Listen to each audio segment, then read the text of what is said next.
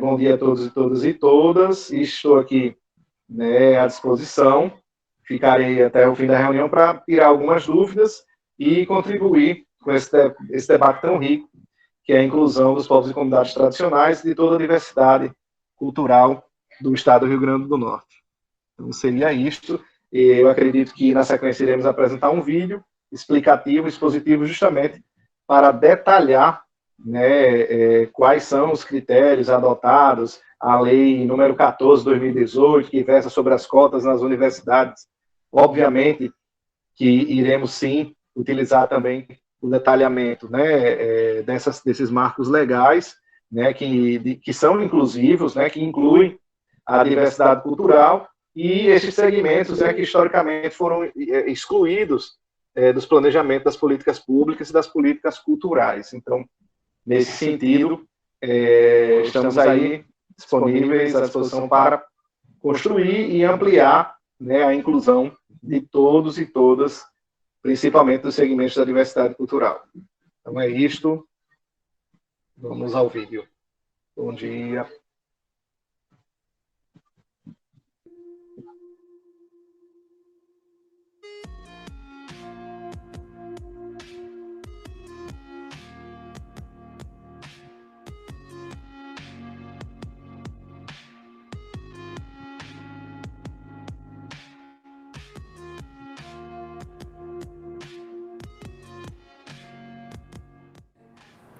O conceito de raça que usamos hoje vem das ciências humanas e sociais. Portanto, é um conceito de construção social e se baseia no fenótipo das pessoas, como, por exemplo, na cor da pele, na textura dos cabelos, na formação da face, dos olhos, do nariz, da boca, entre outras características. Então, o fenótipo é o conjunto de características do indivíduo. Raça se refere a um grupo de pessoas que tem características físicas e traços de fenótipos semelhantes. Etnia, no entanto, é um conceito criado após a Segunda Guerra Mundial e define os grupos sociais que possuem origem e cultura em comum, além de uma identidade marcada por traços distintos. Nos processos seletivos de estudantes do IFCE, quando um candidato ou candidata se autodeclara preta ou parda, é preciso validar essas informações a partir de um processo que avalia os fenótipos desses candidatos.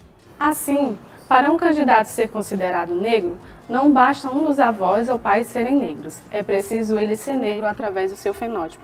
Então, será o fenótipo da pessoa que dará legitimidade à sua autodeclaração de preta ou parda. No Brasil, são consideradas brancas as pessoas que têm pele clara e traços característicos dos povos europeus. O fato dessa pessoa ter ancestralidade negro-indígena não impede que ela seja vista como branca, se as suas características fenotípicas forem de uma pessoa com origem europeia. Os povos indígenas do Brasil pertencem a variados grupos étnicos, que habitam o país há milhares de anos. Somente o Ceará tem 14 etnias. No censo do Instituto Brasileiro de Geografia e Estatística de 2010, mais de 800 mil pessoas se autodeclararam indígenas. Nos processos seletivos do IFCE, as pessoas autodeclaradas indígenas devem apresentar uma declaração da Fundação Nacional do Índio, a FUNAI, atestando que ela pertence etnicamente a um grupo indígena. O termo pardo teve diferentes significados ao longo da história. No Brasil do século XIX, o pardo era alguém de origem africana e podia ser mestiço ou não. Algumas vezes as pessoas usavam o termo pardo para fugir da sua condição racial de negro, que inclusive era inegável por conta dos traços do seu fenótipo. As pessoas pretas têm os traços e fenótipos característicos de povos negros e africanos, ou afro-brasileiros. Nos pretos, essas características são totalmente presentes. Enquanto nos pardos, observamos uma mistura racial, mas mesmo assim, os elementos negros afro-brasileiros são predominantes. Caso os integrantes da banca de heteroidentificação não identificarem na pessoa que se autodeclarou parda as características fenóticas do povo negro, afro-brasileiro, preto, os candidatos ou candidatas não serão considerados pardos. E agora, você já entendeu um pouco sobre raça, etnia e fenótipo? Como você se autodeclara?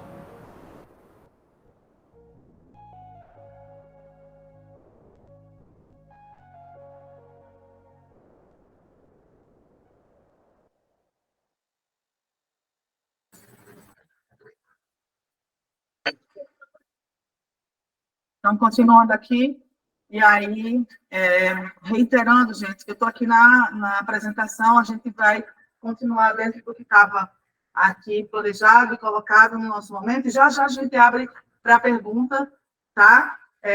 Porque aí o pessoal levantou a mão também. Se for alguma coisa técnica, fala aí no chat, por favor. E se for de pergunta, vamos só esperar aqui um momento que a gente, né, vai combinar a nossa metodologia e já começar, apesar de que eu acho que o pessoal colocou para começar a fazer a fila andar, né? Então,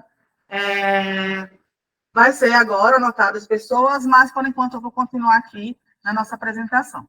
E assim que finalizar esse processo, quem já está inscrito, a gente começa as perguntas. Já chegaram aqui algumas perguntas do chat também. Contrapartida. Olha só, gente. A Lei Paulo Gustavo, ela solicita, ela recomenda que essa cultura que seja fomentada através desses editais chegue a maior quantidade possível de pessoas, até porque de forma gratuita. Como é um reflexo da pandemia, onde a gente ainda estava trancado, estava em casa, por mais que ela preveja algumas questões também da internet, o que está sendo solicitado, dialogado comigo e os secretários e secretárias de cultura do país, é que a gente fomente ações mais físicas, já que a gente está precisando, né, circular, se ver, se entender. E aí podem ter ações acontecidas em praças, conforme coloca aí, em lugares abertos, escolas públicas, universidades públicas ou universidades privadas que tenham alunos do ProUni. E para os profissionais da saúde, então você vai fazer um show em algum lugar, convidando os profissionais da saúde, ou fazer ações que possam acontecer em um hospital, né, que dialoguem com hospitais também. É um caminho que pode ser feito.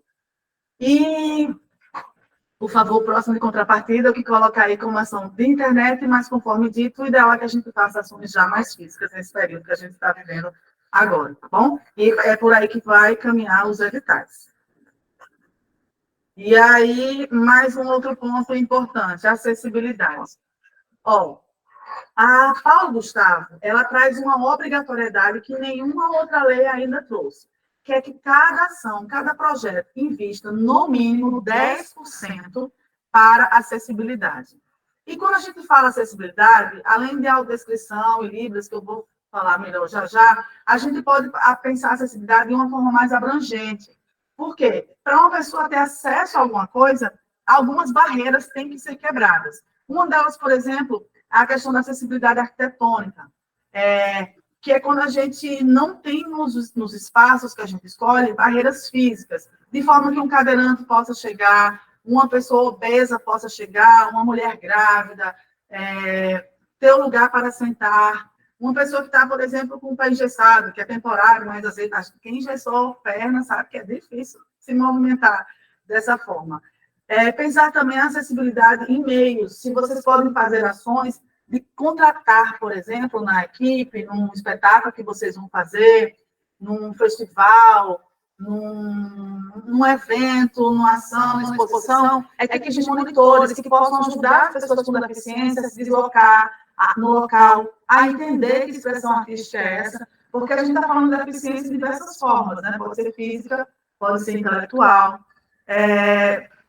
pensar em instrumentos, algum para a expressão cultural que eu vou propor, tem algum tipo de instrumento que eu preciso comprar para deixar o lugar mais acessível também.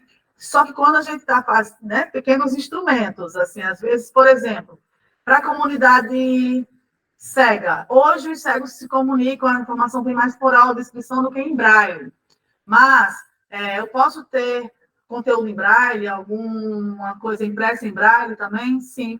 É um instrumento, é uma forma. E o mais importante nisso tudo, gente, é que a gente quebra as nossas barreiras de atitude. Para a gente colocar recursos como esse, que prevê aí audiodescrição, legenda descritiva e janela de Libras, que são recursos solicitados, previstos na Lei Brasileira de Inclusão, a gente tem que lembrar que as pessoas com deficiência, elas devem ser incluídas em nossas vidas, em nossas culturas, incluídas tanto quanto o público, quanto também como artista, como equipe técnica. Essas pessoas não são incapazes, elas são diferentes. E a gente tem que ver o que é que precisa para deixá-las em pé de igualdade. E do ponto de vista de produto que a gente vai gerar, todo o filme, todo o conteúdo audiovisual da Paulo Gustavo tem que vir com esses 3 recursos. Audiodescrição, legenda descritiva e janela de Libras. Mas, se você vai fazer com a Paulo Gustavo um festival, um evento cultural, uma ação, você também tem que pensar esses recursos. Porque a Paulo Gustavo traz essa obrigatoriedade e é lembrar que, no mínimo, 10% do seu orçamento é para isso. A audiodescrição é aquilo que eu fiz no começo, me audiodescrever, e a gente pediu para quem fosse falar, fazer as perguntas, começasse a se audiodescrevendo para o cego conseguir fazer uma imagem dessa voz que ele recebe. E um audiodescritor no evento, ele pode começar a ação descrevendo o ambiente que está, as cores, o local, a população, audiodescrever as apresentações antes de começar a apresentação. Olha o que é a audiodescrição de um foguete, de uma festa de boi, como é que ele descreveria toda aquela informação, aquelas cores, os movimentos. Isso leva o cego a outro patamar de estar no teu evento, certo? E janela de Libras, que vocês estão acompanhando aqui essas lives também, é importante que exista, para que a comunidade surda consiga entender o que está sendo falado, né? Ele vai entender através de Libras o que está sendo falado, porque ele não escuta. E aí é uma comunicação, são sinais que têm uma linguagem. E o surdo também pode se comunicar e entender o produto através da legenda descritiva, que são quando a gente tem filme que vê filme estrangeiro, filme de outro país, que todo o diálogo está lá, traduzido para o português, isso é legenda. Mas a legenda descritiva vai além do que está sendo falado, também é todo o som que existe. Um tambor que se toca, um mestre que faz um som diferenciado, algo que cai, tudo isso é transcrito, né, para o surdo ter essa ambiência sonora. E vai ser um grande desafio, e ainda mais eu acho que dentro dessa questão da cultura popular, que a gente sabe que a gente tem que equiparar essas oportunidades para o pessoal poder fazer mais projetos, poder estar dentro, né, da nossa cultura e acessar os recursos, e quando a gente pensa em acessibilidade, é um desafio maior, mas que a gente vai ter que dar as mãos e ajudar a resolver isso. Até porque 1/4 da nossa população brasileira, segundo, né, eu tenho inclusive atualizar isso, porque o IBGE teve o censo atualizado ontem, né, como é que estão esses dados, mas até então era 1/4 da população brasileira com algum tipo de deficiência. E aí, gente, finalizado esse primeiro processo sobre esse entendimento do que é a Paulo Gustavo, do que ela exige, do que ela é, dado alguns exemplos de como a cultura popular pode se inserir nesse processo, antes de começar as perguntas, a gente tem um outro assunto rapidinho que é importante vocês também se fazerem presentes e contribuírem, que é o nosso PPA participativo. O PPA é Plano Plurianual e é um instrumento que organiza, que diz quais vão ser os investimentos de um governo de um país durante 4 anos. Um governador, uma governadora, aqui no caso do Rio Grande do Norte, e um presidente, eles fazem um PPA por um período de 4 anos, que isso quer dizer 3 anos da sua gestão, mais o ano seguinte. E atualmente está sendo construído o PPA do Rio Grande do Norte. No chat tem um link, e aqui na imagem tem um QR Code, e é muito importante que vocês vão lá e coloquem propostas para a cultura, desde propostas novas até votar em propostas que estão lá e que já existem. Cada pessoa pode inserir até 3 propostas. E por que é importante vocês irem lá? Porque é daí que a gente vai fazer a política pública do Rio Grande do Norte. Só daí, não. Obviamente que a gente está aqui escutando, a gente está fazendo esses diálogos, a gente vai poder propor, até porque a gente está criando uma secretaria, né? Uma secretaria, ela precisa, né, ter orçamento para a cultura, exclusivamente para a política pública, mas o PPA é o que vai nos referendar, vai dizer, olha o que a população está dizendo ali, ó, a cultura tem que ser investida.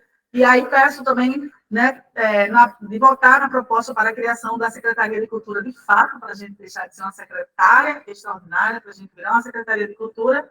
E vou pedir para a Jéssica falar aí do PPA rapidinho, e a gente vem para as perguntas. Por favor, Jéssica.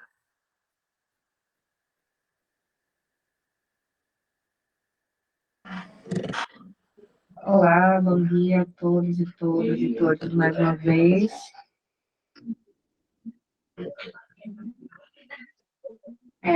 Após clicar o link que está disponível no chat, ou então apontar a câmera para o QR Code que estava anteriormente e vai voltar, vai abrir essa página aqui. Primeiramente, vocês vão clicar nesse ícone do bonequinho no canto superior direito para fazer o seu cadastro, caso você ainda não tenha. Então, você clica em cadastrar, preenche os dados. Como eu já tenho, vou entrar aqui para poder mostrar só a próxima etapa. Então, vocês vão ver essa parte, participação virtual, clique em participar, proposta da população, informa a sua cidade, iniciar.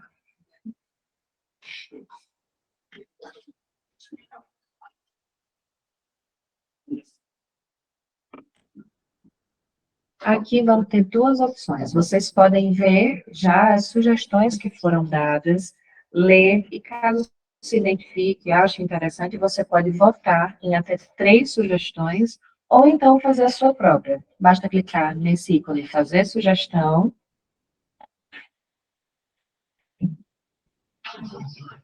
Escolher o tema de sua preferência, e aqui vai se referir à sua sugestão, e em seguida descrevê-la em até 400 caracteres.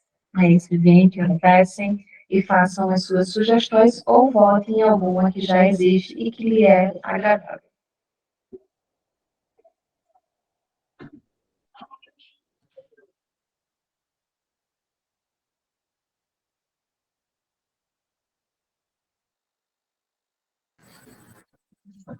Então, peço, gente, que, por favor, o PPA participativo, vamos botar lá e vamos colocar as nossas sugestões, é muito importante. Ainda mais todo esse segmento da cultura popular, que a gente sabe que é difícil competir com o marketing cultural. E aí, começando aqui, vou responder a algumas considerações de chat e a gente já abre para as perguntas de quem entrou na fila, que eu peço, por favor, que vocês aqui me mandem a ordem das inscrições, por favor, me enviem para cá. Então, vamos aqui. Bom, né? O ensino, que eu acho que é o Daniel, temos que manter viva a cultura popular em toda a sua plenitude. E é sobre isso, a gente tem que manter essa cultura popular, essa cultura potiguar também, né? Viva, latente. Vitor Mendes coloca, penso que deve interiorizar os recursos. Há muito investimento na capital e sempre o interior é secundarizado. Vitor, de fato, né, historicamente, as metrópoles acabam centrando diversas ações de recursos culturais, mas a intenção também é, com a Paulo Gustavo, que a gente possa descentralizar. É importante lembrar que a Aldir Blanc, ela já preveu 50% para a região metropolitana de Natal, 50% para as demais cidades do interior. Lembrar que essa cota das demais cidades do interior não foi atendida por completo, aí a fila da Grande Natal andou mais, mas é óbvio que não foi atendida também por uma questão de busca ativa, que até o Amaro coloca aqui, que eu não sei se é o Amaro, tá como turista previsto. Fala sobre isso também, que é né, essa busca ativa. Mas a gente pretende, a gente está nos planejando aqui com o Paulo Gustavo, trabalhando com os 10 territórios da cidadania.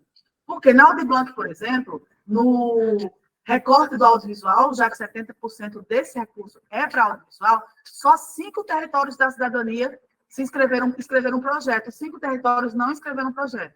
Quer dizer que não tem história nesse lugar, que seja transformado em filme? Quer dizer que não tem cultura nesse lugar de forma alguma.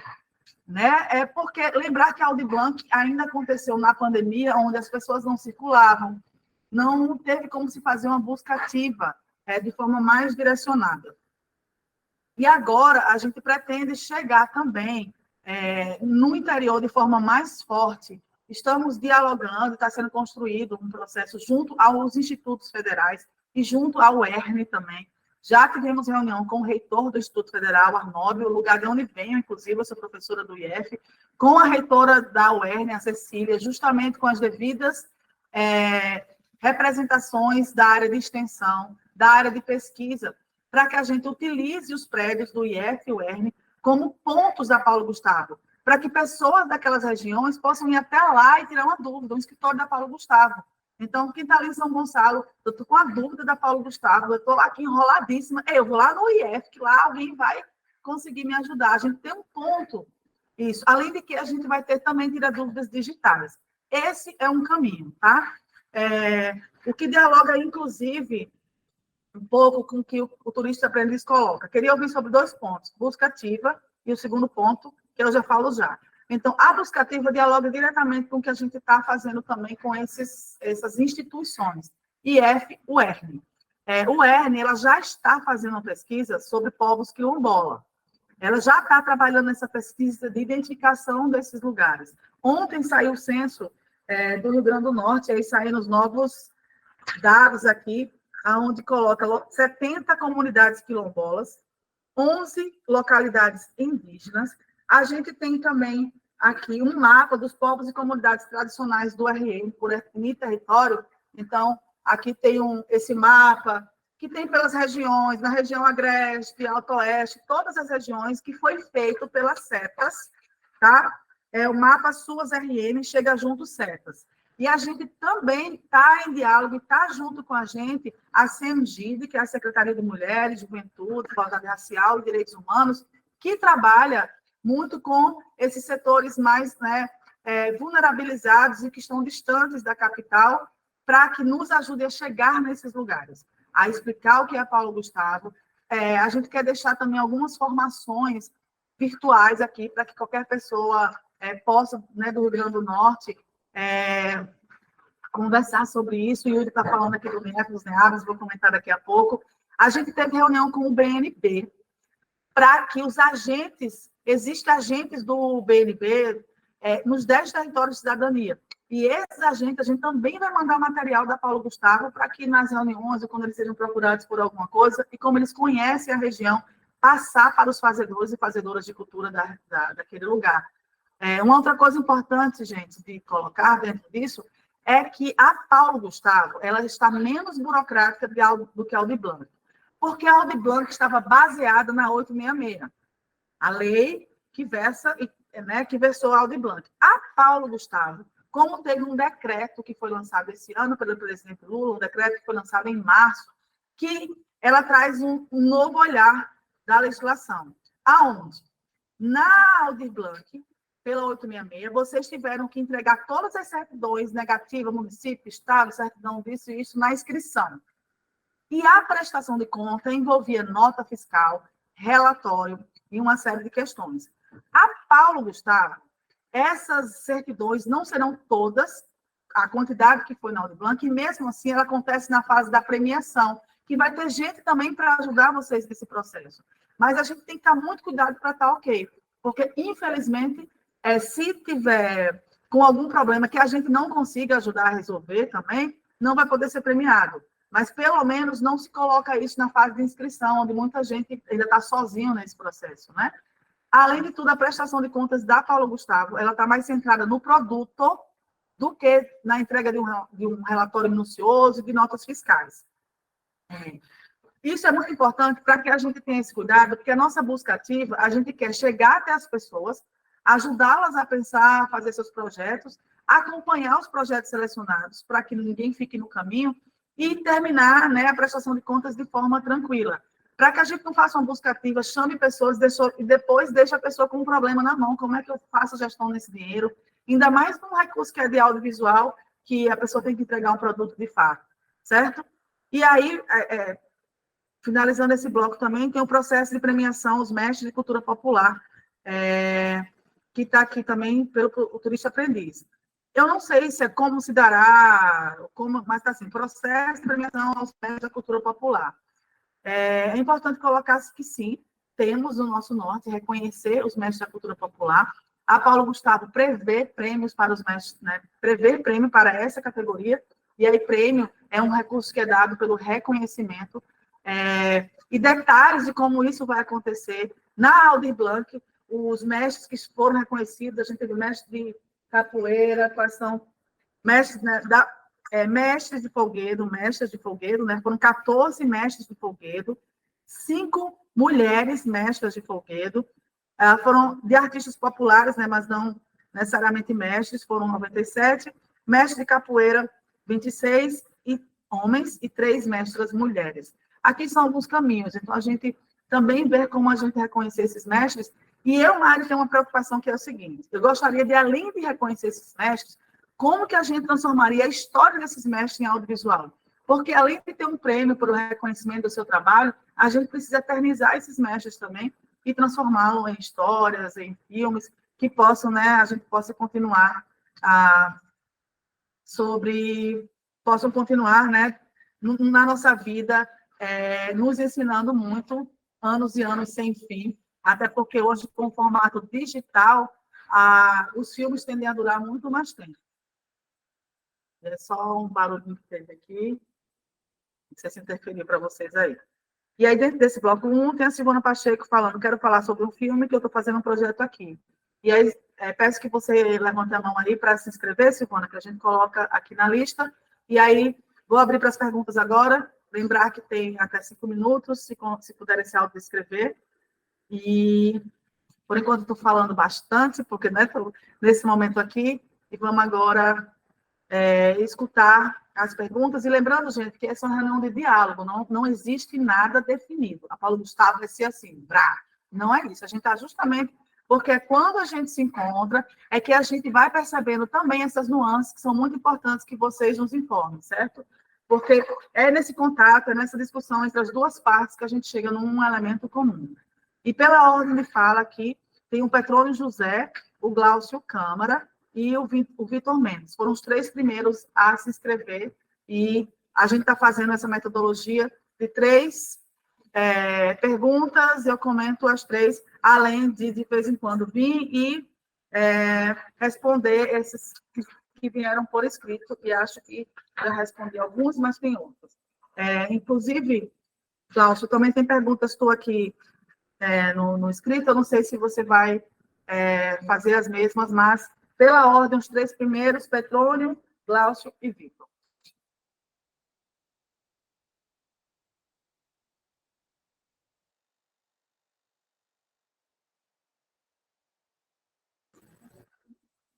Petrônio José?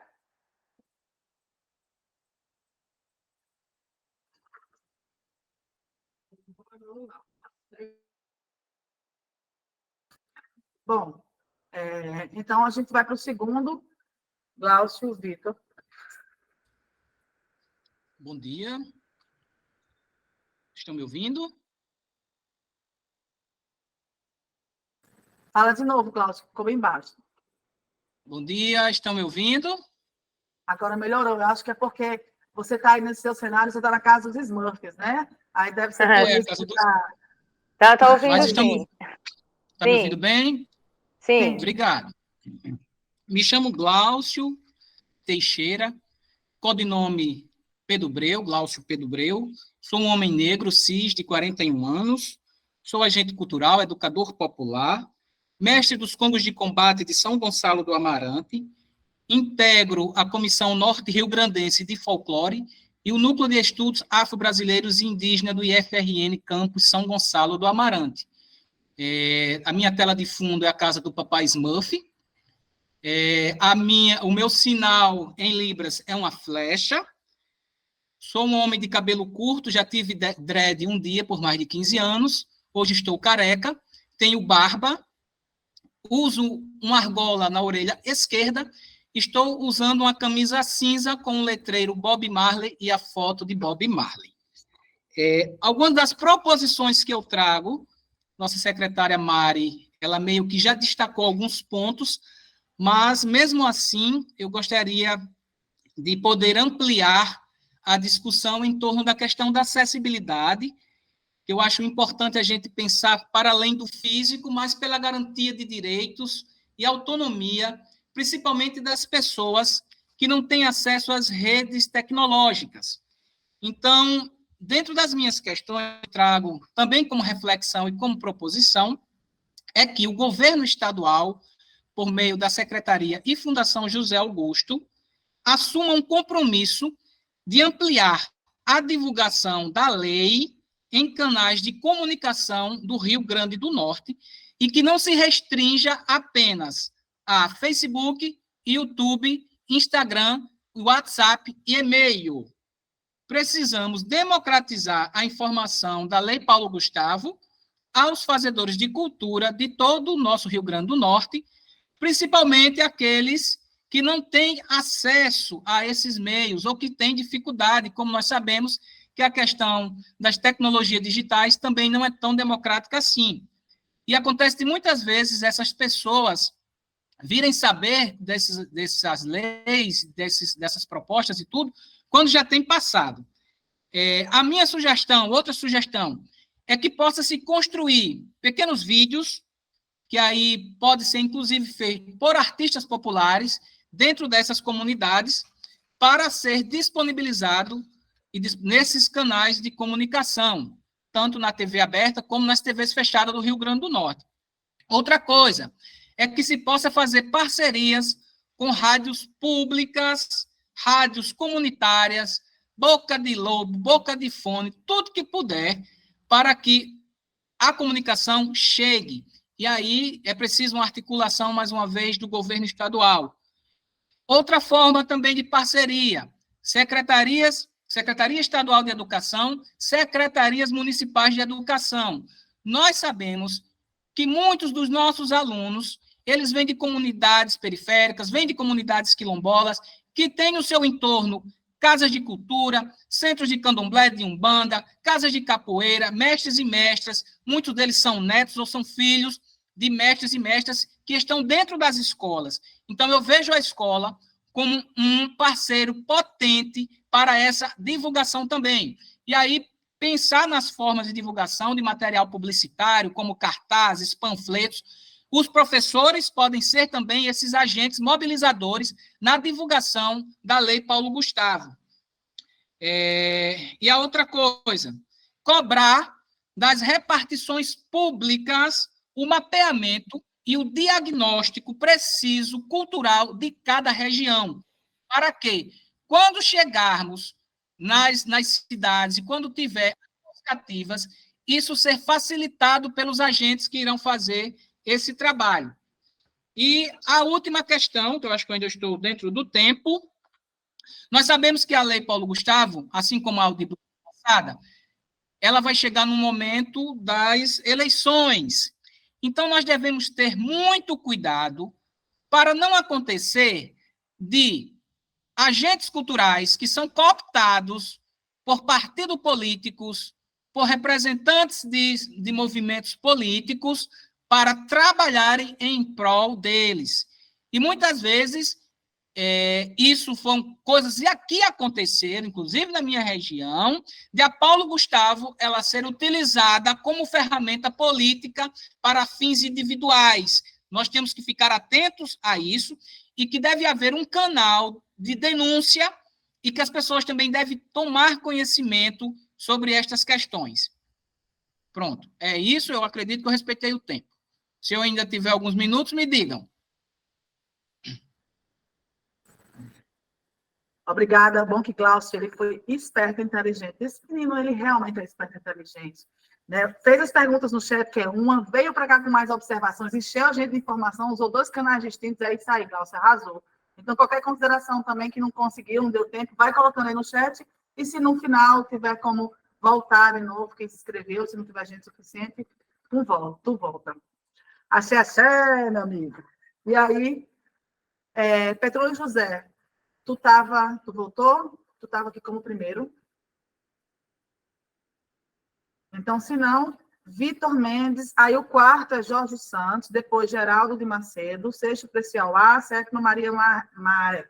E aí, então, Glaucio foi, Vitor agora e Jorge depois. Vitor. Certo. Bom dia a todas as pessoas que aqui estão. Bom dia, Mari. Fico feliz pela oportunidade de dialogar com vocês. Acho que é por meio desse instrumento do diálogo que a gente aprimora e qualifica ainda mais o trabalho com qualidade que já tem sido desenvolvido. Eu quero justificar a fala que apresentei no chat, né? Quando eu falei a respeito de também priorizar ações e espaços que já estão sendo feitas no interior do Estado, é também de fazer uma cobrança, Mari. Eu falei com você quando você assumiu a pasta de Secretaria Extraordinária, de que a gente pudesse priorizar os interiores em atividades e patrimônios culturais, né? A gente tem visto, ultimamente, os investimentos muito concentrados, e sobretudo no último governo da professora Fátima Bezerra, na capital do estado. E aí a gente pode citar aqui alguns, como a Rampa, o Forte dos Reis Magos, entre tantos outros equipamentos culturais. Acho que a gente tem a oportunidade, agora com a Lei Paulo Gustavo, de trazer uma qualificação maior para as casas de cultura populares que nós temos no estado do Rio Grande do Norte.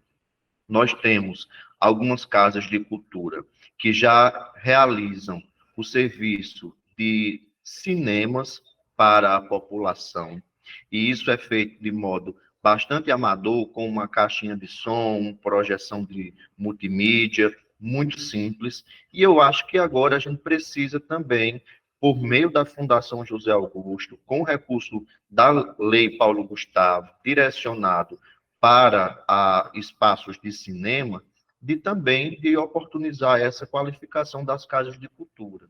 Veja só, e não quero aqui desqualificar o TCP, até porque se for pelo mérito da cultura popular também que o TCP representa, é de uma qualidade imensa para o estado do Rio Grande do Norte. E até porque também, se eu for trazer para o Vale do Açu, o TCP recebe o nome de um açuense, que é Chico Daniel. Então, não quero aqui dizer que o TCP não mereça também, mas penso que a gente também deve investir nas casas de cultura popular.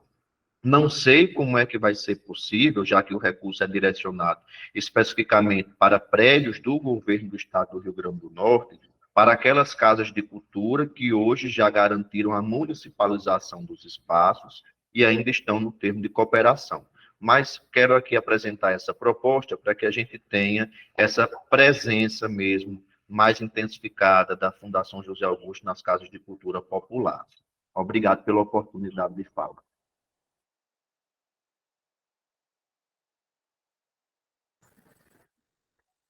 Obrigada, Vitor. Já comento, Jorge Santos, Jorge Negão. Olá, tudo bem com vocês?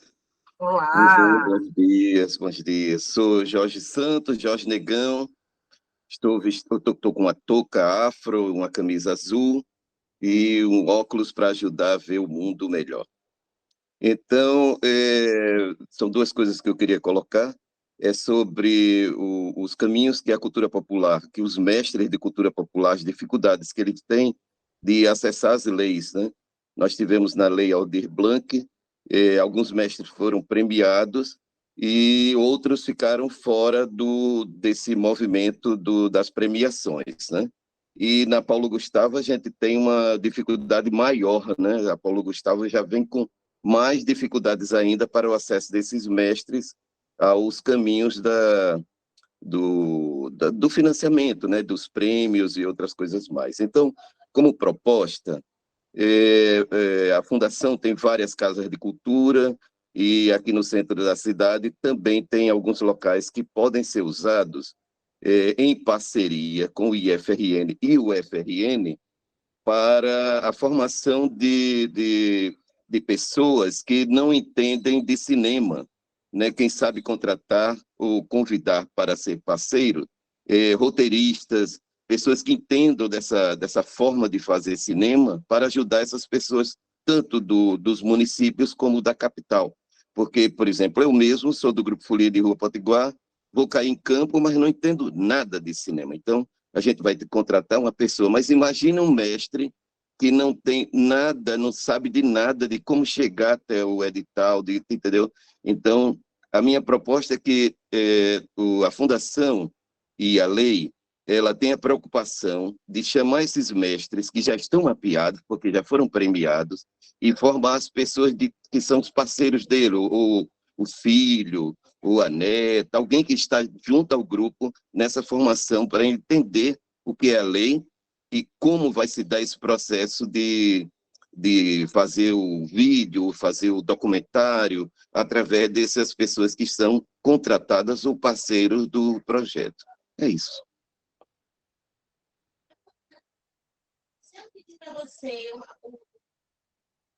Foi, viu? Muito grato para todos e todas.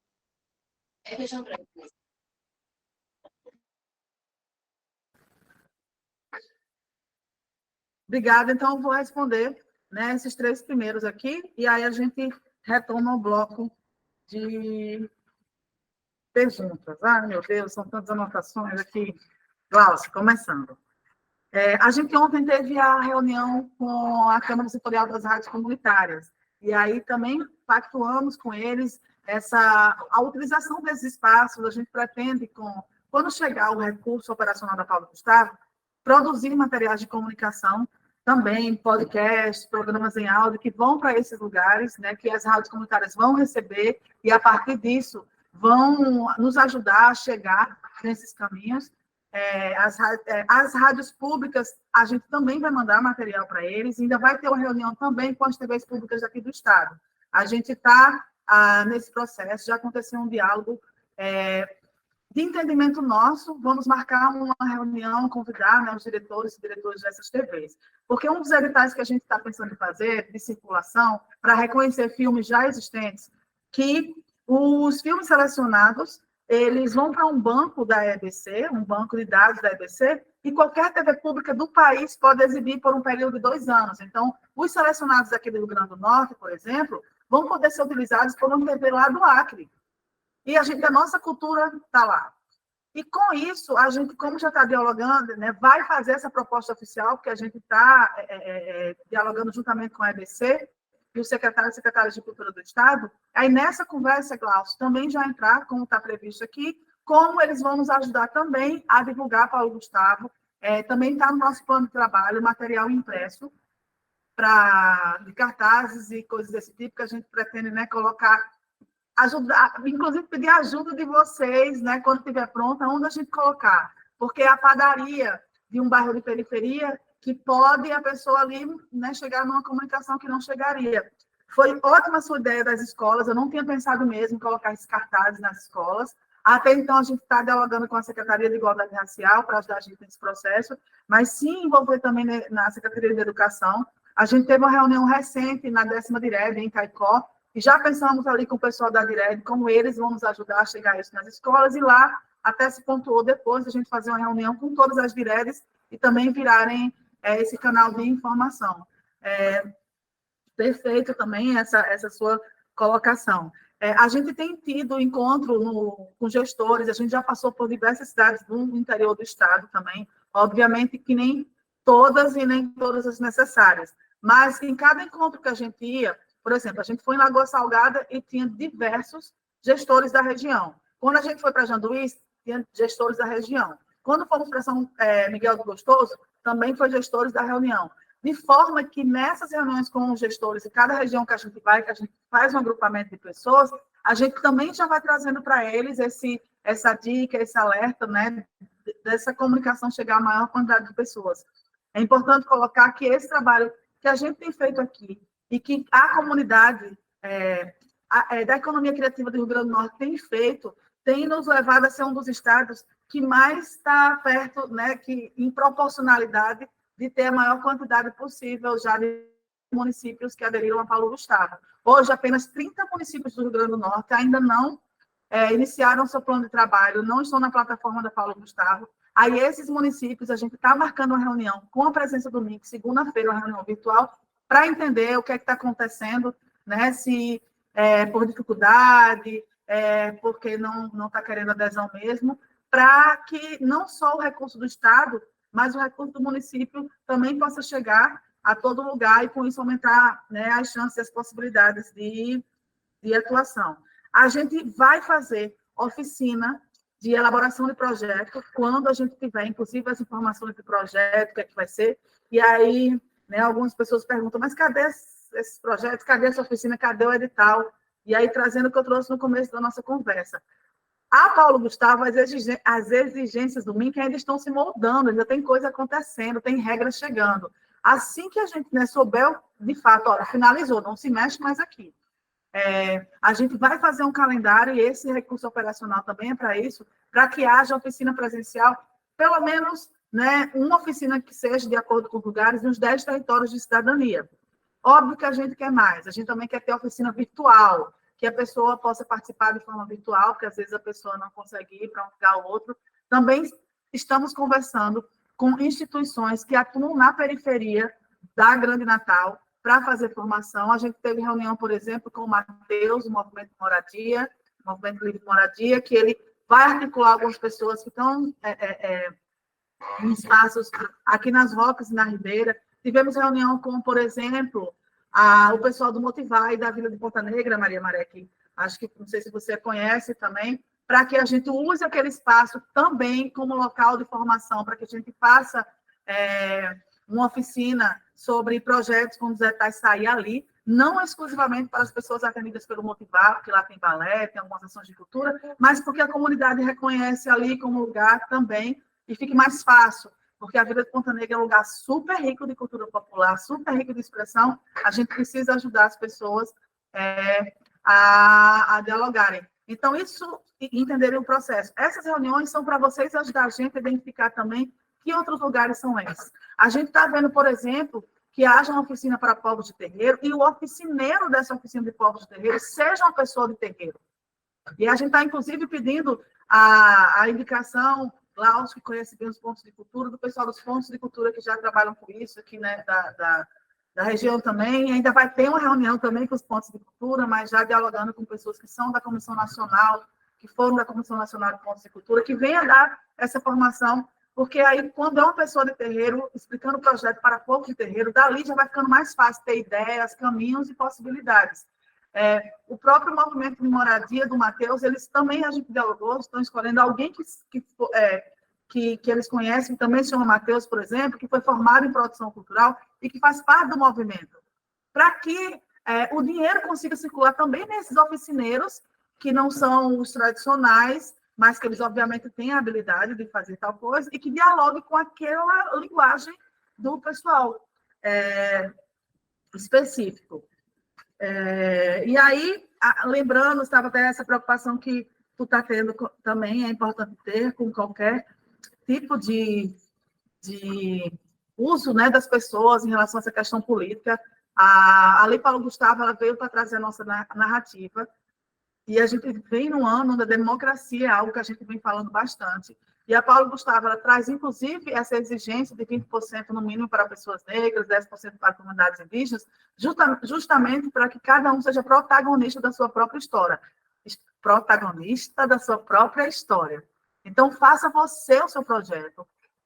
Se ajunte com quem tu conhece, porque nesse momento, às vezes, surge pessoa de tudo que é lugar, quando tem dinheiro, surge pessoa de tudo que é lugar para ajudar. Se vem alguém para ajudar, procure saber quem é essa pessoa. Vai nas redes sociais dessa pessoa. Qual é a ligação que ela tem com o tema. Procura saber de outras pessoas quem é essa pessoa também. Eu trago até um parênteses nisso tudo, que eu tive reunião recente com a comunidade de Cibaúma, a comunidade quilombola de Cibaúma, explicando o que era Paulo Gustavo, como é que a gente conseguiria ajudar. No começo eles estavam assim, meio reticentes, aí eles falaram, é porque quando o povo vem falar com a gente, ou é político querendo voto, ou é alguém que vem aqui vai explorar a gente, vai explorar nossa história, vai fazer um filme da gente e vai embora. E a gente conversando, disse, não, gente, eu sou secretária de Cultura, eu vim aqui justamente para conversar com vocês, a gente foi fazer uma outra ação lá perto, para já explicando o que é Paulo Gustavo, e estava meio que conversando, muita conversa. A minha irmã, Zélia Brito, que é doutora das Rocas, que é ambientalista, estava nesse mesmo evento que eu, entrou para me entregar o celular. E quando ela entrou, eles olharam assim, ela é sua irmã? Você é filha de Maurinho? Eu fiz, sou. Você pegava caranguejo com a gente quando era pequena? Eu fiz, pegava, menina. Pois começa de novo, que agora a gente vai prestar atenção. E aí foi muito engraçado isso, porque exatamente a partir desse vínculo foi que eu percebi. Eu fiz, gente, é sobre isso. Ele, eu lembro de você dormia na minha casa. E aí eu fiz, exatamente, o senhor é filho de Pelé. E começamos toda essa história e recomeçamos a reunião. Porque é sobre isso, é sobre você se sentir identificado. E aí eu acho que a cultura popular tem muito isso, de um conseguir ser o avalista para o outro, esse projeto existe, como é que a gente se ajuda. E aí, Glaucio, depois eu respondo as que estão aqui escritas, tá bom? Que aí eu faço o bloco depois do que está escrito. E aí, Vitor, fala de usar os cidades e patrimônios culturais. E sim, Vitor, tivemos essa conversa.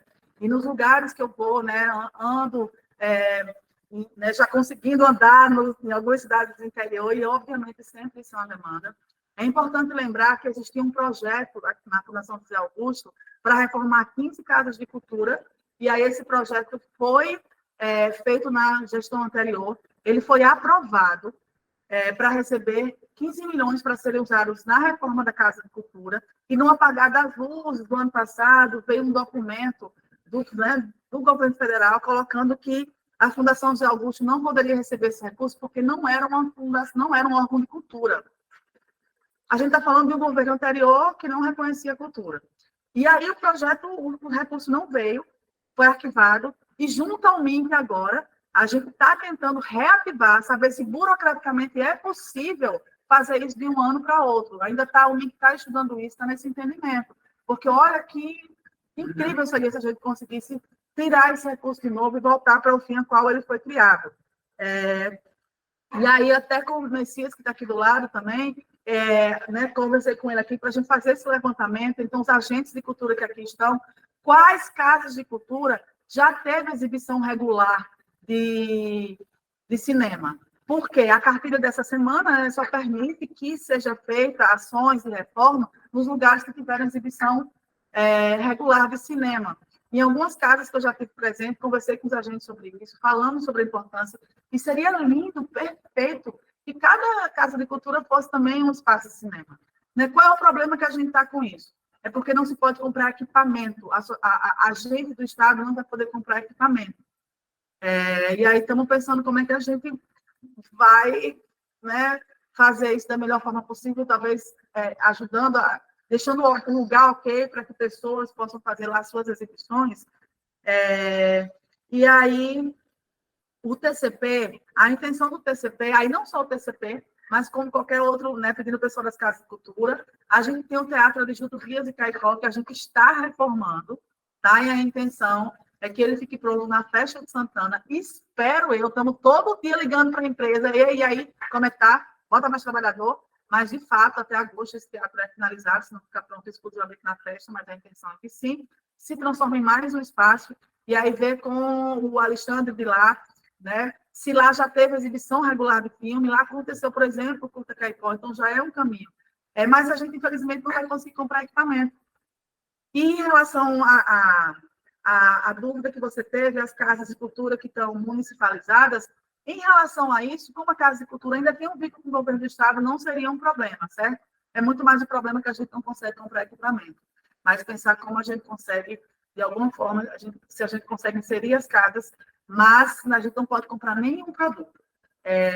Algum tipo de ação de melhoria no espaço, que ainda vão saber as regras exclusivamente, ainda vai sair as regras exclusivas disso.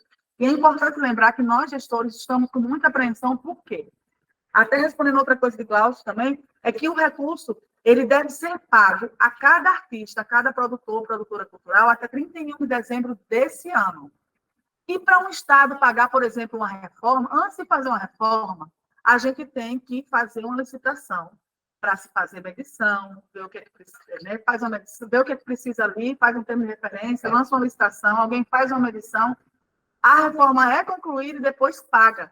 Então, os gestores de cultura de todo o país estão dizendo isso. MINC, quando o dinheiro chegar, porque ainda não chegou, e aí é que pode ser aberto esses processos, porque você não pode, como gestor, a gente não pode fazer nenhum passo da Paulo Gustavo sem o recurso ter chegado. Então, a gente não pode adiantar processos, porque não é permitido. Então, a gente tem que esperar muita sapiência, né? Esse recurso chegar. Por mais que a gente vá articulando, vá conversando, burocraticamente a gente não pode dar nenhum passo. E a burocracia tem ritos, tem dias. Se vai dar tempo de fazer toda e qualquer reforma em prédio, quem trabalha aqui com serviço público sabe que a necessidade burocrática de uma reforma, de uma construção, leva muito tempo. E o MIC está vendo como nos responde isso daí. E os recursos eles serão pagos esse ano, mas os projetos serão desenvolvidos ao longo de 2024, tá? De acordo com a natureza de cada edital. A gente não vai lançar os editais todos de uma vez. A gente pretende lançar, por exemplo, primeiro o edital de formação, para que mais pessoas, atendendo a uma sugestão que foi dada aqui, mais pessoas entendam o audiovisual e consigam participar depois da inscrição como proponente de uma obra audiovisual. que aí responde um pouquinho ao que Jorge Negão colocou e trouxe aqui. A gente pensa a formação, Jorge, em 3 áreas: escrita de projeto, audiovisual e acessibilidade. Por quê? Escrita de projeto para que as pessoas, de fato, possam se transformar, né, em proponentes de suas próprias histórias. A gente também está trabalhando para ter, além do edital, como a lei exige, um outro documento que a gente chama de linguagem simples, para que seja mais simples para as pessoas entenderem o que é aquele edital, com um monte de nome grande, palavras difíceis.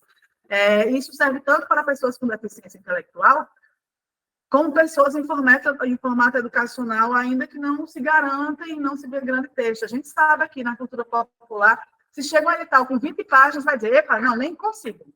Então, a gente tentar ter também, mesmo que seja com muitas páginas, mas que sejam com fotos e que sejam com informações mais fáceis de serem entendidas. Então, pensar a formação nessa fase da escrita do projeto, formação na área audiovisual e formação também em acessibilidade, já que é uma exigência. E a gente tem dialogado nos nossos encontros com gestores para que eles também pensem em editais. Então, aqui a gente tem gente de vários municípios. Conversa com gestores do seu município para que os 5% do recurso operacional também seja usado para ter oficina de audiovisual na sua cidade. E a oficina de audiovisual vem a oficina de filmar, de captar áudio, de fazer trilha sonora, que aí já dialoga com outros integrantes da cadeia da economia produtiva, né?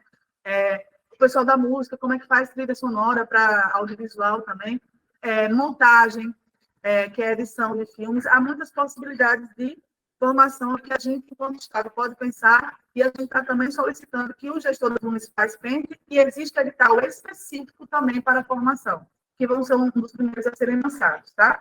Concordo contigo que os mestres têm muita dificuldade de acessar a lei, mas aí você colocou que é mais difícil ainda para a LPG. A Paulo Gustavo.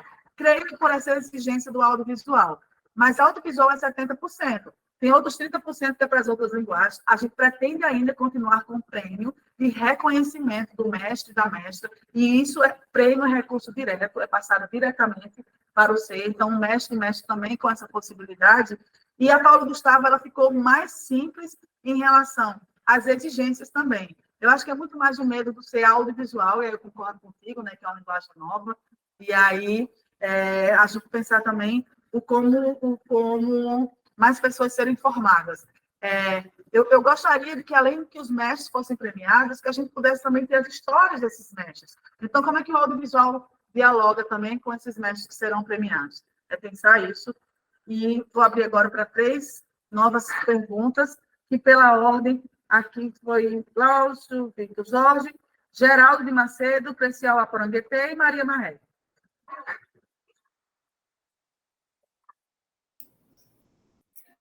Começa comigo, eu sou o Geraldo. Eu estou na ordem aí, como o primeiro? É tu mesmo. Pode ir, Geraldo.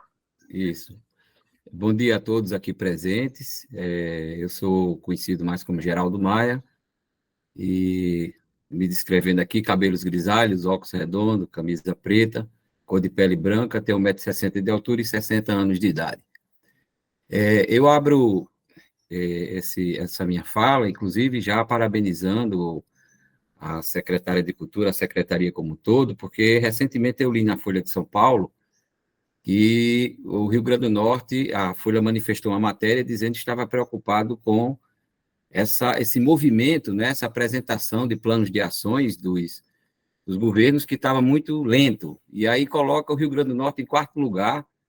Isso assim foi muito legal, né? Eu achei bacana a gente ver que a coisa está andando. Então, ficamos em 4º lugar na Folha de São Paulo, e eu abro dizendo isso. Bom, a minha questão começa primeiro com uma sugestão, não sei até onde eu vou ser Pai Nosso ou Vigário, mas eu tenho, desde 2019, logo em janeiro de 2019, eu procurei o secretário de Cultura, Getúlio, para fazer uma proposta de que a cultura pudesse trabalhar mais junto. Da educação, né? Geraldo, secretário de Educação, né?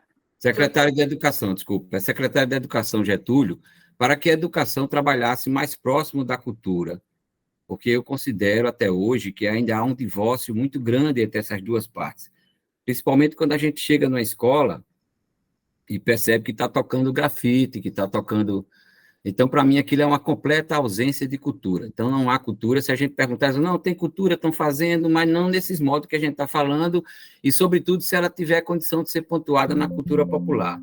Então, eu deixo aqui uma sugestão de que, e se em 2019, então, conversamos, a conversa andou bem, mas não conseguiu avançar. A minha proposta era visitar as 604 escolas que existiam na época, em todo o Rio Grande do Norte, dividir em 5 áreas, e os 4 anos seriam suficientes para fazer esse percurso. Mas o projeto não conseguiu decolar, teve também a pandemia pelo meio, mas então deixo aqui que é importante, Mari, que você procure muito reforçar essa aproximação com a Secretaria de Educação, você que tem acesso, que faz parte dessa natureza, para que a gente consiga fazer esse diálogo dentro das escolas. Eu não vejo nenhum caminho que seja de reconstrução, de evidência da nossa cultura popular, se não for via escola. Ela é essencialmente fundamental. Imagine que hoje existe uma estrutura de lives com as escolas, que a gente podia estar dialogando com as escolas a cultura diretamente. Então, a Secretaria tem toda uma estrutura de audiovisual de alta qualidade, né? Fala com todo o Rio Grande do Norte, e hoje a gente podia estar dizendo, Caicó, o que é que você está fazendo aí? Paulo dos Ferros, o que é que você está fazendo? Esse diálogo da cultura seria fundamental. Então, para isso, por exemplo, na lei passada, Aldir Blanc, eu participei aqui de vários documentários, só que na parte de cultura popular, como diretor e roteirista, eu participei de Boi de Cuité, Rabeca da Liberdade, A Casa de Cordel, Mestre do Verso, Folia de Rua. Então, todos foram documentários que estão parados, estão mortos, eles não têm nenhuma relação com a escola. Então, minha grande necessidade é que a gente possa levar isso, acho que foi alguém falou, o Vitor, aí, me parece, e outros já falaram aqui da questão das casas de cultura. Então, é fundamental que esses documentários possam passar face to face, cara a cara com as casas de cultura, a gente possa conversar com essas pessoas, não é? Com os alunos da rede. Então, existe ônibus que pode pegar o aluno na escola, levar até a casa de cultura. Existe ônibus aqui em Natal que pode levar os alunos até o TCP. Então, precisa a gente ter esse encontro. Se não dá na estrutura da escola, a gente pode fazer isso fora. Mas é fundamental, que a gente possa levar esse trabalho, esses documentários que foram feitos, esses e, claro, muitos outros, para a gente poder dialogar com as escolas, certo? A questão eu queria falar um outro aspecto que não se falou até agora, a questão da formação da comissão julgadora, os pareceristas, porque na lei passada a gente obedecia, como você já falou, a lei 8.866, que era uma questão de concurso público, inclusive no artigo 3º, ele fala muito da questão da impessoalidade, e isso não aconteceu na lei passada. Então, eu não considero que uma pessoa que mora aqui, que vai julgar quem conhece, consiga ser plenamente imparcial e impessoal. Eu acho que a comissão julgadora deve, sim, ter a participação, e agora que tem recurso para isso, com o maior número de pessoas de fora. Eu não estou dizendo aqui que se deva excluir alguém daqui, mas que ela seja composta com a maioria com pessoas de fora. Eu nem estou dizendo que todos os casos, todos os segmentos possam ter gente de fora, mas é importante que tenha uma participação de pessoas de fora, para que a gente torne isso cada vez mais impessoal. É uma questão de análise técnica, é uma questão de currículo, é uma questão de proposta. Isso permite, inclusive, pessoas novas aí que estão chegando com trabalhos fantásticos, que não têm uma experiência, mas têm uma proposta muito interessante, elas possam ser absorvidas. E aí, quando eu conheço alguém, formo um grupo, eu tenho um coletivo, eu tenho tal, principalmente no audiovisual que eu conheço também. Então, acaba que se repete, e as pessoas que foram contempladas na capitania, vai acabar sendo aqui também. Bom, então, fechando isso, e eu deixo essas propostas aqui, tá bem? Oi, Geraldo. Desculpa interromper, o tempo encerrou, se você puder concluir a sua pergunta. Tá bem, ótimo. Eu já disse o mais importante. Muito obrigado pela participação, um abraço a todos.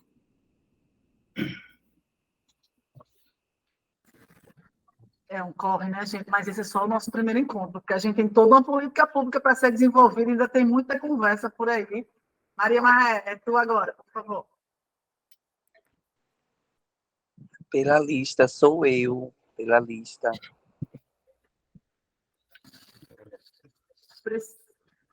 É Poranguequê agora. Isso, então vem, Poranguequê. Bom dia a todos e todas. Eu não vou poder ligar a câmera porque eu estou no banheiro. Mas, enfim. Em relação aos festivais, né, eu produzo o Festival Pindorama, que é um festival de cultura popular que acontecia de forma alternativa, mas no ano passado foi contemplado no edital municipal, né, como um grande festival de cultura popular. Eu queria entender melhor como um festival como esse, ou outros festivais que já acontecem no estado, de outros produtores e produtoras, pode ser encaixado dentro dos editais da Lei Paulo Gustavo, relacionados também à cultura popular. Outra coisa é também perguntar se, por exemplo, as casas que já têm equipamentos de cinema, né, para projeção de cinema, para salas de cinema, também esses espaços de cultura popular, como terreiros, como casas de cultura, como a Estação do Cordel, por exemplo, poderá receber, concorrer a um edital, por exemplo. Né? E outra questão que eu queria colocar é sobre a relação dos setoriais, que realmente, felizmente, a questão de ser um grupo do WhatsApp está muito bagunçado. Inclusive, ontem eu tive que sair do grupo de igualdade racial, porque foram colocadas muitas pessoas, e daí gerou um grande conflito, assim, as pessoas não sabiam, né? Eu super concordo que os setoriais, nesse momento, eles atentem mais para a Lei Paulo Gustavo, entende? É uma coisa que eu concordo, que sempre concordei. Né? Aí eu acho que deveríamos ter esse cuidado, porque tiveram várias falas racistas contra macumbeiros, contra não sei o quê. Muitas vezes as pessoas podem reproduzir o racismo, mesmo sendo negras, sendo de terreiro, sendo ciganas, e aí precisa tomar esse cuidado nos setoriais, assim, em relação a isso. Eu acho que precisa ouvir também outras redes e fóruns. Mas, enfim, né, seria isso.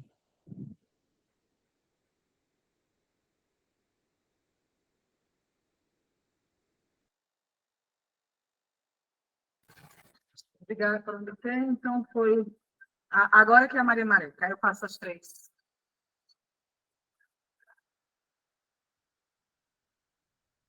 Oi, gente, bom dia. Maria Maré, produtora cultural, né, de cultura popular, brincante do pastoril, membro da Comissão Norte-Rio-Grandense de Folclore, enfim, né, estou envolvida aqui, coordenadora das rendeiras da Vila, rendeira também, sou uma mulher branca de meia idade, cabelos brancos e pretos, estou usando um óculos de grau, que também não estou enxergando mais nada, igual o Jorge.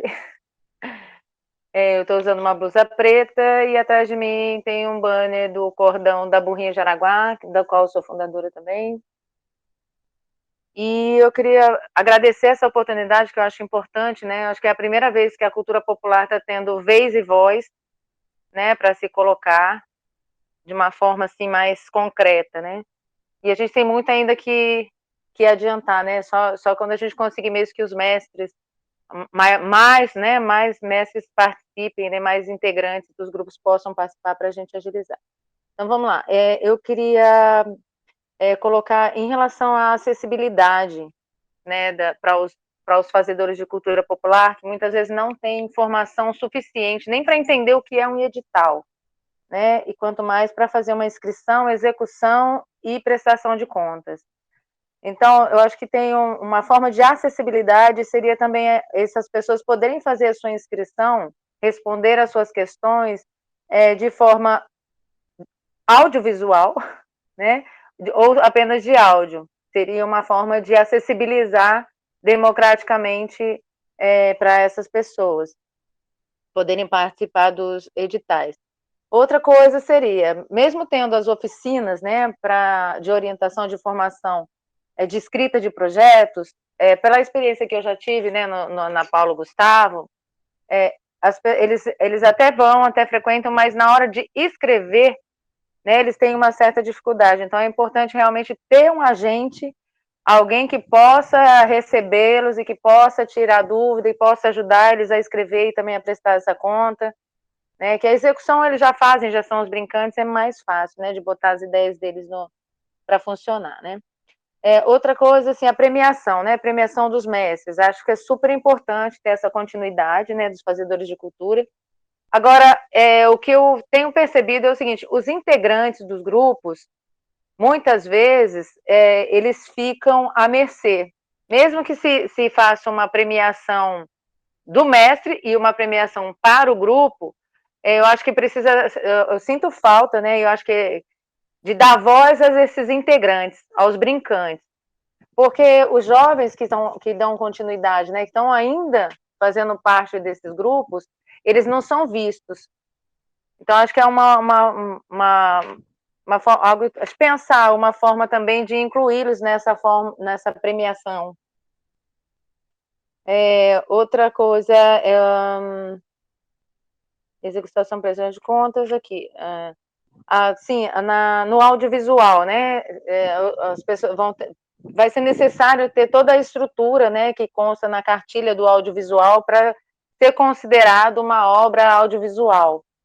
Minha sugestão é que se tenha também uma categoria amador, porque senão a gente limita e também não é democrático, né, a acessibilidade daquela pessoa que tem o seu jeito de fazer, até mesmo com o seu celular, que não tem equipamento, que não tem uma formação, mas que ela tem uma vontade, tem disponibilidade, às vezes ela tem um acesso a essas culturas muito maior do que quem vai fazer que é um profissional da área. Então, acho que poderia ter uma categoria, de repente, amador, e também para essas pessoas, eu acho que vai ser interessante também essa sugestão, né, de ter formação, né, no audiovisual em várias etapas, que eu acho que é bem interessante também. Mas eu acho que essa categoria amador seria bem interessante também disponibilizar, mesmo porque nos interiores as pessoas não têm tanto acesso. A aquisição de equipamentos, como não contempla, poderia ser também como foi na Paulo Gustavo, a premiação de profissionais que realizaram ou festivais, ou as casas, profissionais que realizaram, né, os trabalhos de audiovisual, poderem ter uma premiação e, através dessa premiação, fazer a aquisição de equipamentos para dar continuidade a esse trabalho. Né? Por exemplo, eu, através dessa premiação na Lei Paulo Gustavo, eu consegui comprar uma máquina para filmar, comprei um projetor, mas aí falta outros equipamentos, né? Falta a tela, falta uma série de outras coisas. Então, seria uma forma de se apresentar, né? De ter um recurso para aquisição de alguns equipamentos, né, técnicos. A obrigatoriedade de profissionais, né, de acessibilidade, né, das áreas de acessibilidade, seria interessante, e também dos profissionais de audiovisual, seria interessante como ter uma disponibilidade, uma relação desses profissionais. Porque se vai ser obrigatoriedade, ou se ele vai ser desejável, vai ter profissional suficiente para atender toda a demanda nas duas áreas? Então, isso é uma preocupação. Por exemplo, audiodescrição. Eu conheço uma pessoa que faz audiodescrição. Né, Libras, a gente sabe que tem a associação, né, dos deficientes auditivos, mas nem todos são preparados para fazer. Enfim. Então. Oi? Desculpa te interromper. Meu tempo foi encerrado, você pode concluir, por gentileza? Posso. Sim, então, outra coisa, parcerias com as das secretarias, como falar, de educação, incluir também a de turismo e a de economia criativa. Né? Porque, e também a participação dos grupos nas apresentações da cidade, nos eventos da cidade, incluir, né, a participação para que a cidade conheça, não apenas através do audiovisual, né, mas também do maior número possível de expressões artísticas, a nossa cultura, a nossa identidade. E é isso. Então, quero agradecer a todos aí pela audiência. Estou muito feliz com a quantidade de pessoas que estão participando também. Muito obrigada, Mary. A gente vai se encontrar em breve. Beijo a todos e muito obrigada. É isso, né, Maria? Política pública é continuidade. A gente se encontrou com mais mulheres na cultura, numa oficina, que depois a gente já se encontra em outra ação, e estamos aqui agora, eu estou aqui como secretária. Isso, né? A gente ir ocupando e andando nos lugares e contribuindo como pé. Como coração, e a saúde chega, minha filha, mas vai dar certo. E aí, respondendo aqui, pela ordem, primeiro foi o Geraldo, tá? E aí, Geraldo, eu concordo contigo que a cultura é um lugar muito importante de disseminar, né? As escolas são lugares muito importantes de disseminar a nossa cultura, principalmente a cultura popular. Eu sou professora do Instituto Federal do Rio Grande do Norte. essencialmente do curso de produção cultural. Então, o curso onde as pessoas que chegam, elas imaginam, ela já entende cultura, já sabe cultura, ela veio se profissionalizar. Mas ali, por exemplo, é um retrato do quê? Como para entrar no curso de produção cultural. A média não é alta, muita gente chega ali porque foi o curso que o Enem deu para fazer, deu para entrar.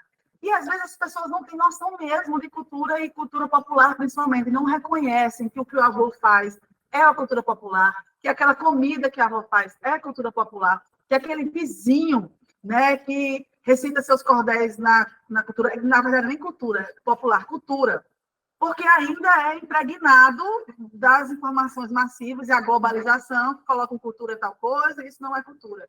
Então, nesse primeiro momento do curso de produção cultural, os professores e as professoras, elas têm realmente um trabalho, uma preocupação de fazer todo mundo elevar e entender o seu entendimento, abrir a mente para o que é cultura de fato. E olha que a gente está falando de um curso de produção cultural. Avalie o que acontece por aí no ensino médio, tudo que distancia. Então, cada apresentação que teve nesse período todo, dentro do IF, que eu, né, lá onde eu estava, viu quanto foi rico. Em 2014, a gente teve a TEIA, que aconteceu ali, e eu digo a vocês que os estudantes que estavam naquele período, no Instituto Federal, no período da TEIA, foi uma abertura de mente, de contato com expressões culturais, expressões populares, que fez a diferença na vida de todos eles. Então, eu também desejo, espero que mais estudantes possam ter contato com isso. Sim, a gente já tem um diálogo muito próximo com a Secretaria de Cultura, até porque eu estou como secretária extraordinária, né? Então, burocraticamente, sou eu, sozinha. A Fundação José Augusto, que é onde eu estou, né, dialogando, está dando esse suporte, a gente está junto, né? Inclusive, o Gilson Matias está fazendo as agendas da Fundação, enquanto eu estou concentrando 21 dias de 2 lives por dia para dialogar com todo mundo de forma individual, entender o que é essa problemática, né, e os desejos de cada categoria. Mas a Fundação José Augusto ainda está atrelada à Secretaria de Educação. Então, já existem alguns diálogos que a gente tem, inclusive pela própria burocracia, mas também por esse entendimento, Geraldo, que é muito importante a gente se aproximar. Inclusive, existe uma legislação, né, que tem que ter 2 horas de cinema nacional por mês em qualquer escola, pública ou privada, e cinema potiguar é cinema nacional. Então, como a gente conseguiria, de fato, fazer isso circular melhor? Em relação aos documentários e filmes que estão parados desde a lei Aldir Blanc, eu também acho uma grande preocupação, inclusive, como professora de audiovisual, e como eu estudo também a questão da memória, preservação, porque eu sei que é importante isso, também coloco não como, porque eu isso ou aquilo, é para entender que eu venho, né, dessa seara. A gente fez uma plataforma que é cinepoti.org, vou pedir para o pessoal colocar aí, e essa plataforma é uma plataforma onde qualquer conteúdo audiovisual potiguar pode ser inserido para que as pessoas assistam e vejam de graça. E até dialoguei aqui, na época, com a Fundação, para que, como esses filmes que foram feitos na Aldir Blanc, pudessem, por exemplo, ir para lá. Ou é uma outra plataforma que a gente vai criar, é algo agora que a gente poderia criar essa possibilidade, mas é mais do que a gente sabe que quando a gente faz filme, a gente quer que as pessoas assistam os filmes. Né? A gente quer que aquele trabalho que a gente teve, aquela fotografia, aquela cena que deu um trabalhão para acontecer, chegue na maior possibilidade das pessoas. Ainda mais a cultura popular, que a gente precisa que essa informação, de fato, chegue, as pessoas entendam as suas raízes, as suas tradições, de onde vem, para entender para onde é que a gente está indo também. Em relação à formação da comissão julgadora, eu acho que a pandemia trouxe uma coisa diferenciada de entendimento. Eu fui parecerista de vários editais, inclusive aqui do Rio Grande do Norte também, porque antes da pandemia, a gente tinha um entendimento, isso no Brasil e no mundo, em Minas Gerais, que as comissões, normalmente, elas se reuniam fisicamente. Então, muitos lugares, né, não conseguiam trazer um parecerista de fora, porque o cachê era maior, ainda tinha o custo de passagem, hotel, alimentação, e como o recurso já era escasso ali, acabava fazendo comissões locais. A pandemia já veio e caiu isso por terra. Olha, qualquer lugar do mundo, alguém pode ser um parecerista desse projeto. E aí, com isso, eu acho que já é um caminho que a gente vai, sim, para esses olhares de fora serem distanciados. E até pergunto a vocês aqui, como que vocês veem a possibilidade, a gente estava dialogando aqui nos nossos planejamentos, seriam comissões exclusivamente de fora ou prioritariamente de fora? Porque, às vezes, tem uma pessoa da comissão que conheça a identidade local, que possa dizer, não, gente, isso que vocês estão pedindo aí, para essa região, o povo não vai conseguir fazer, não. Eles ainda estão lutando para ser reconhecido, não sei.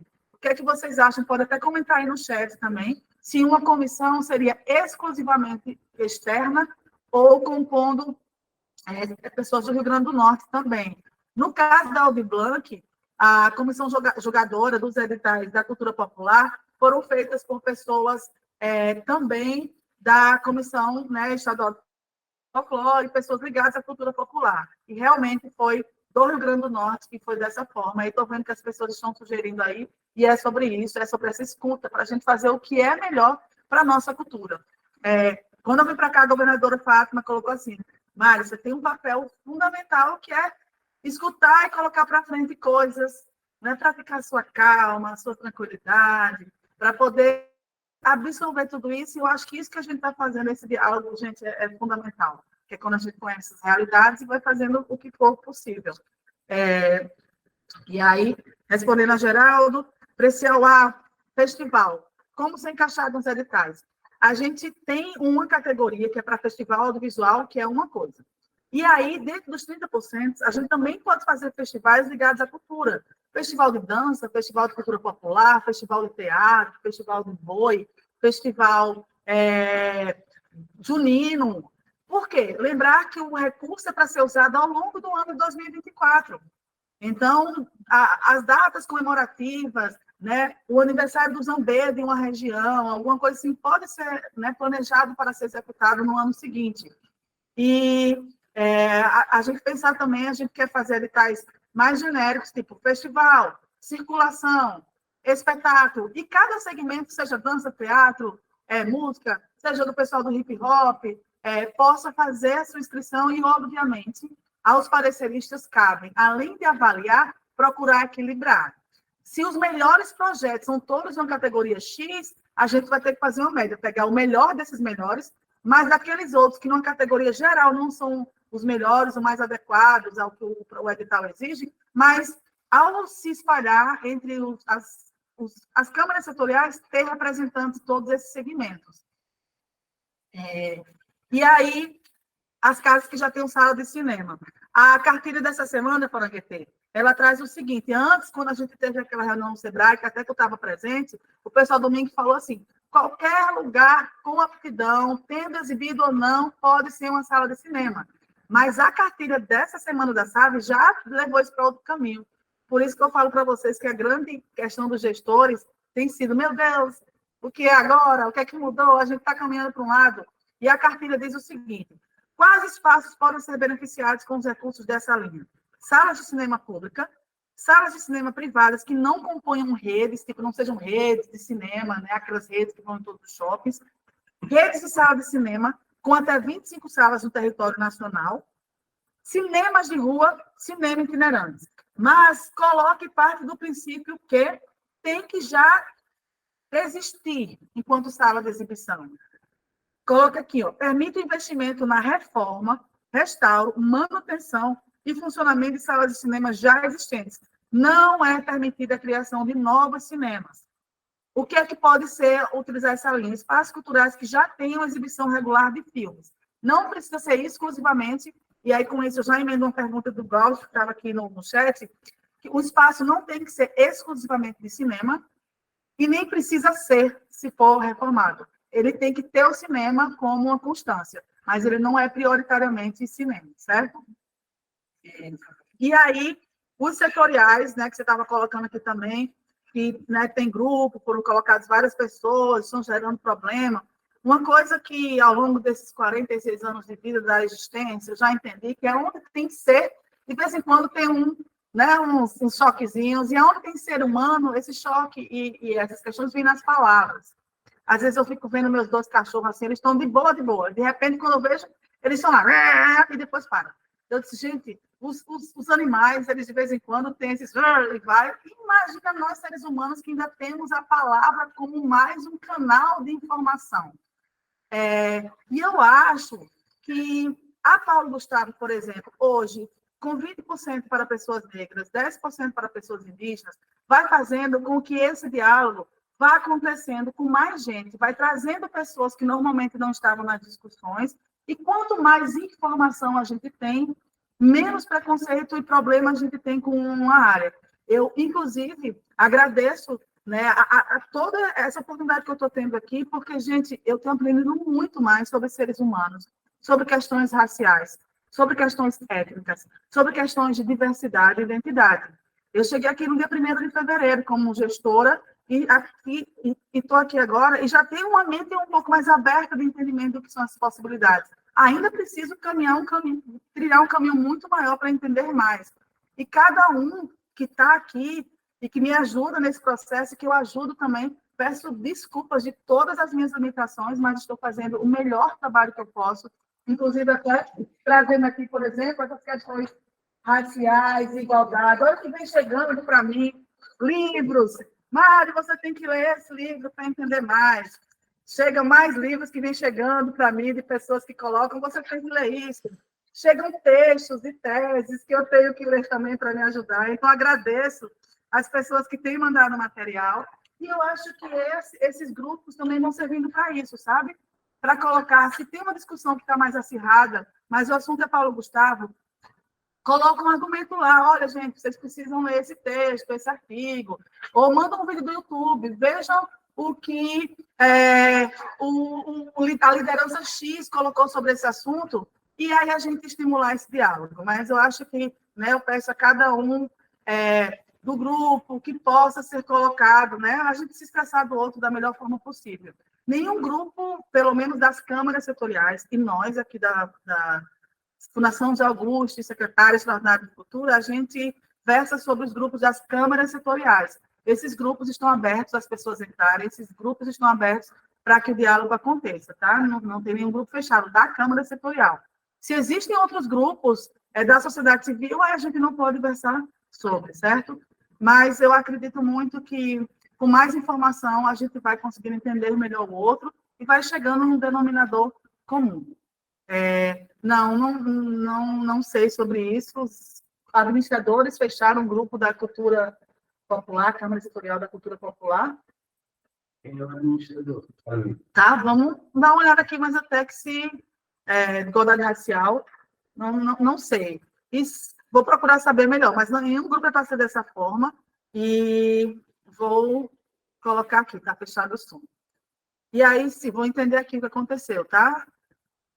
Aí, vamos aqui. Maria, muitas questões, né? A acessibilidade. Quando a gente fala em acessibilidade, do ponto de vista da lei da Estado, a gente está falando de inclusão, né? Principalmente de pessoas com deficiência, mas a gente, quando fala a palavra acessibilidade, é muita coisa que vem à mente e que a palavra também coloca, que é isso, é ler o texto e entender aquilo ser acessível para outra pessoa, mesmo que saiba ler, é ter uma parada de ônibus perto do local que vai executar a ação, né? Mas nesse caso da acessibilidade cultural, que a lei coloca que 10% dos recursos, no mínimo 10%, tem que ser usado para acessibilidade, e aí você coloca assim, a sugestão de ter relação desses profissionais na plataforma, Maria, que a gente está contratando, que só pode, de fato, assinar o contrato e começar a executar um trabalho quando a Paulo Gustavo chegar, porque o MIC deixou bem claro. Sabe assim, como é que a gente fala assim, vai correr, queimar a largada. Se queimar a largada, tu está de fora da corrida. Qualquer corrida, né? Assim, queimou a largada, saiu. Se a gente fizer algum passo que não seja dentro da burocracia e der um passo para frente, a gente pode não poder usar aquele recurso para aquilo. Então, a gente já conversou com mais de 6 plataformas, já dialogamos, mas a gente só pode, inclusive, dar um e-mail dizendo para eles, ok, será vocês, quando a gente estiver nessa fase. Mas a gente pediu, e existe nelas também, um lugar para que os profissionais e as profissionais de cultura possam se cadastrar. E a gente ficar conhecendo quem é o profissional da audiodescrição, quem é da direção de som, quem faz cenografia, quem é ator. Acho que a gente vai conseguir ter um banco de dados lindo e essencial para esse processo. A questão de responder oral. Esses lugares que a gente está colocando, que vai ter escritório IF, UR, a rampa, a gente está ainda nesse processo de mudar para a rampa. Meu amigo, estou dizendo a vocês, muita coisa acontecendo ao mesmo tempo. Estamos organizando a rampa para ir para lá, se mudar para lá. Não vejo a hora também para ocupar aquele espaço. Também vai ter lá um lugar de tira dúvidas, de pessoas que possam ajudar. E esses escritórios vão ajudar, inclusive, em transformar a oralidade na escrita. Por quê? Para os pareceristas, dá mais segurança ao analisar o projeto quando ele está escrito, porque ele consegue ir e voltar e comparar coisas. Ele olha o texto do orçamento, vê se aquilo que a justificativa está dizendo está ok, está com cronograma. Mas, para isso, a gente vai ter pessoas que vão ajudar as pessoas com dificuldade de letramento para ajudar, que vai chegando os bilhetes, nas dificuldades de letramento para ajudar, certo? Essas pessoas e os escritórios de IEF, UERN, Rampa, e qualquer pessoa que tenha ajuda nesse processo, a gente também vai ter um escritório virtual que as pessoas podem entrar lá para tirar dúvida e dizer, gente, eu não tenho letramento suficiente para isso. A gente pede que esse recurso seja acessado por quem de fato necessita, né? Quem não consegue se expressar da forma escrita, para a gente conseguir dar atenção devida a essas pessoas, mas está isso no nosso norte também, concordo plenamente com você.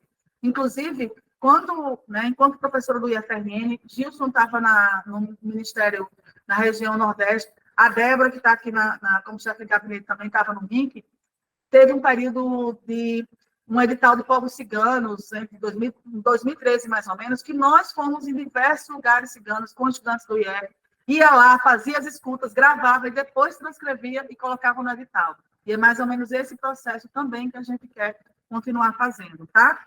Premiação dos mestres, sim, continuar tendo a premiação dos mestres, dos grupos, até na Aldir Blanc, teve a categoria Artistas Populares, que foram premiadas 97 pessoas, 68 homens e 29 mulheres, e essa categoria de artista popular não precisava ser mestre, bastava ser da cultura popular. Então, membros dos grupos brincantes também puderam concorrer nessa possibilidade, tá? Aqui na Paulo Gustavo, às vezes, a gente vai ter dificuldade, às vezes, de entrar numa especificidade, porque a gente lembrar que, como é 70% audiovisual, 30% outras linguagens, às vezes a especificidade vai ficar mais difícil. Apesar de que, né, tem um recurso da Paulo Gustavo também, que foi para salário mesmo, recurso emergencial. Mas audiovisual, o que é obra?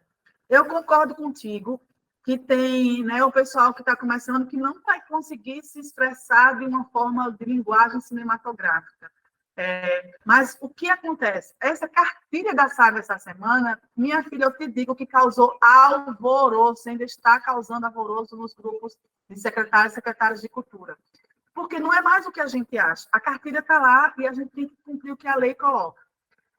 E obra audiovisual é a que foi pensada enquanto linguagem audiovisual, roteiro, trilha sonora, direção, mas a gente vai ter sim um edital para nunca fiz audiovisual, é minha primeira vez, porque para isso, porque a gente sabe que quando um edital é de audiovisual, o currículo, o portfólio do diretor faz a diferença, do roteirista faz a diferença, mas quando a gente entra nesse... Glaucio, eu não entendi a pergunta, fotografia não entra nesse formato, coloca aí mais por extenso, por favor. Quando a gente entra na categoria novos realizadores, a pessoa não vai ter o currículo, mas vai ter sim, porque, né, que pessoas que nunca realizaram audiovisual possam fazer audiovisual, certo? A aquisição de equipamentos. A Lei Aldir Blanc previa isso, a aquisição de equipamento audiovisual. Não prevê a aquisição de equipamentos audiovisuais.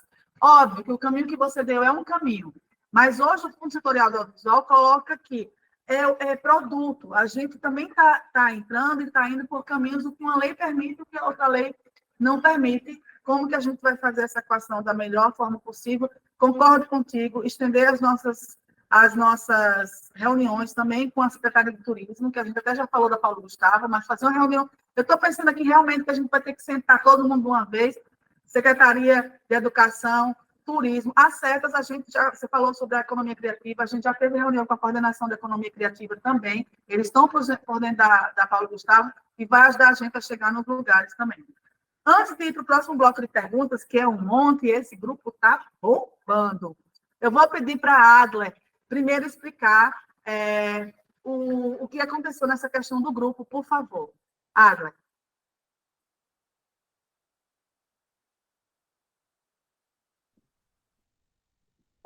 Bom dia a todos e todas. Conseguem me ouvir? Ouvindo sim, Agro. Então, o grupo da Câmara Setorial de Igualdade Racial, né, como todos sabemos, é composto por toda a diversidade dos segmentos da igualdade racial, né, indígenas, ciganos, povos de terreiro, quilombolas, as iniciativas negras urbanas, né, e o que está acontecendo, né, principalmente é que o seguinte, houve uma solicitação, né, era uma solicitação recorrente dos povos e comunidades ciganas do Estado de participarem da Lei Paulo Gustavo. Inclusive, recebemos denúncia do Ministério Público Federal, né, cobrando ações para os povos e comunidades ciganas, né? Então, como a gente foi notificado, né, e tem essa responsabilidade e atribuição também de incluir a Lei Paulo Gustavo versa sobre isso, né? A gente foi, os povos e comunidades ciganas que foram solicitando entrada, não estou aqui entrando em mérito, né, nem fazendo acusações, nem levantando bandeira de nenhum segmento, né, apenas colocando detalhando, na verdade, o que aconteceu nesses últimos dias, né. E, em tese, o que ocorreu nas últimas semanas foi que os povos e comunidades ciganas que entraram no grupo da igualdade racial não haviam, né, outras famílias ciganas. Então, assim, colocando no detalhamento, foi exatamente isso. Famílias ciganas que não reconhecem outras, né? E, infelizmente, ontem se acirrou mais essa disputa, eu acho que a Marilande sabe disso, a Débora já teve experiência, né? E agora eu que estou com essa batata quente, né? Não para resolver e não tenho pretensões de resolver, né? Eu estou aqui para mediar, né, os interesses da pluralidade e da diversidade e, por exemplo, ontem surgiram várias acusações e graves, seríssimas, né, sobre famílias que estão fraudando autodeclarações, recebemos... houveram acusações de que famílias não eram ciganas e estão fraudando, né, esse processo de escuta se autodeclarando cigano. A Fundação José Augusto não tem atribuição, por exemplo, de estar fazendo políticas públicas para povos e comunidades tradicionais. A nossa atribuição é política cultural. Porém, estamos dialogando para incluir toda essa diversidade cultural em parceria com o Conselho Estadual de Igualdade Racial e com a COEPI, justamente para que, por exemplo, eles possam contribuir nos nossos mapas de realmente dizer e nos apresentarem, por exemplo, quais são as comunidades, onde estão.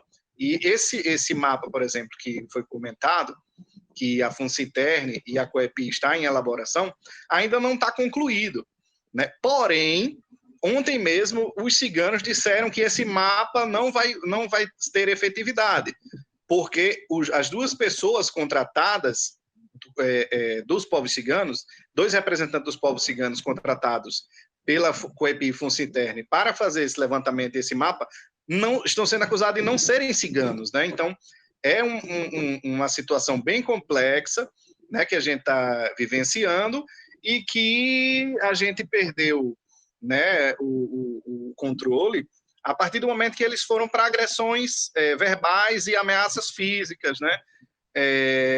O Gilvan fez uma saudação no grupo, né, saudando o povo com um saravá, e os ciganos atacaram, né, por exemplo, um cigano específico atacou, dizendo que ali não era um grupo de macumbeiros, eu acho que o Preciauá colocou, mas é uma situação, entendeu, que foge da nossa governabilidade e da nossa administração. É um assunto dos povos e comunidades ciganas sobre legitimidade de outras famílias, né? Então, assim, é uma situação difícil para a gente resolver, né? Nós sabemos a riqueza cultural dos povos e comunidades ciganas, né? Muitas pessoas lá falaram que eram músicos, artistas, dançarinos, artesãos, trabalham com moda, com costura, né? E é uma diversidade muito grande de cultura. Porém, as famílias ainda têm esse desentendimento sobre reconhecimento de outras comunidades ciganas, né? Aí terminou que, assim, de ontem para hoje, houveram muitas polêmicas relacionadas a isso. E o administrador, que é o presidente do Conselho Estadual de Igualdade Racial, que é o Babá Fernandes, ele fechou o grupo só para a publicação de administradores, porque estava tendo uma guerra, literalmente, no grupo. Né? Quem quiser ter acesso, né, o que estava sendo discutido, houve até mesmo processo de intolerância religiosa no grupo. Né? O Fabrício tá colocando, ele está lá presente no grupo também, o Preciauá, muitos outros, o Glaucio, e a gente está aqui para mediar esses conflitos, para fazer essa política cultural chegar a todos esses povos e comunidades. Mas resolver essas questões sobre reconhecimento de famílias, de quem é pai de santo, quem é mãe de santa, quem é cacique, quem é indígena, quem não é, quem é cigano, cabe, né, ao Conselho e às próprias comunidades. Isso é uma discussão interna, onde o poder público não tem, né, direito de intervir sobre, por exemplo, legitimidade e autodeclaração.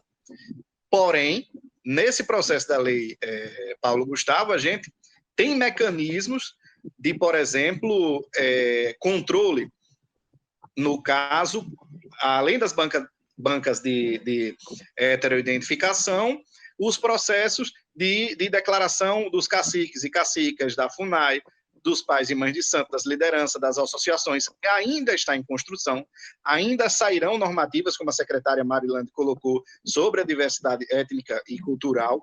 Então, a gente está em processo de construção. Estamos mexendo num vespeiro devido às questões de demandas represadas, né? Muitas demandas represadas são povos historicamente excluídos, né, marginalizados pela sociedade, e inaugurar esse novo período de políticas públicas culturais, né, contemplando essa diversidade, não é simples, não é fácil. É uma tarefa muito árdua, né, que a gente está tendo que dialogar individualmente com cada segmento, com cada liderança, para tentar chegar numa conclusão. Né? Ontem mesmo a gente teve uma situação muito complexa. Para você ter ideia, secretária, eu precisei ouvir 4 horas de áudio para poder compreender o que estava se discutindo. Né? Eu peço aqui que companheiros e companheiras que estão presentes na Câmara Setorial de Igualdade Racial possam também colocar suas opiniões, porque, assim, não é por eu ser cigano que eu vou ser intolerante e religioso. Não é porque eu sou indígena, não vou considerar um segmento, por exemplo, de arte urbana, LGBTQIA+. Então, essa diversidade tem que se entender, né? É um processo de construção, de educação, né, de formação que a gente está iniciando. Então, seria mais ou menos isso. Vou falar, né, lá com o presidente do Conselho Estadual de Igualdade Racial, que é o Babá Fernandes, que é um pai de santo, representante das comunidades de terreiro. Eu acho que foi só um momento, Fabrício e Preciauá, que no calor da discussão ele fechou ali para administradores, para não houverem mais essa discussão mais aprofundada e ameaças do que estavam ocorrendo. Inclusive, algumas pessoas se sentiram constrangidas e disseram que iam fazer essas denúncias formais, devido à intolerância religiosa e outras questões pessoais relacionadas a famílias, enfim, questões de diversos fatos que não cabe a gente aqui estar defendendo ou legitimando quem é esse cigano verdadeiro, quem é o indígena verdadeiro, mas sim a construção coletiva que a gente precisa de órgãos de fiscalização e de controle, a exemplo do CONCEPI, que é o Conselho Estadual de Promoção da Igualdade Racial, e que logo mais, agora às 14 horas, vai ter uma plenária do PPA com todos esses segmentos, né, da igualdade racial. Então, é uma construção complexa que a gente está disponível aqui e estamos nessa construção. Seria mais ou menos isso, Marilande. Olá, Adler, obrigado pela explicação. Gente, eu sou o Arthur Galvão, faço parte da promoção cultural aqui na Fundação José Augusto e também faço parte da equipe de planejamento da Lei Paulo Gustavo. A secretária foi chamada em outra sala. Quanto isso, Adler, por favor, nós gostaríamos também de ouvir sua opinião sobre 2 perguntas que foram colocadas aqui no chat. Uma é de Glaucio Câmara E a pergunta é: as bancas de heteroidentificação serão formadas por representantes desses segmentos dados ou por chamadas públicas?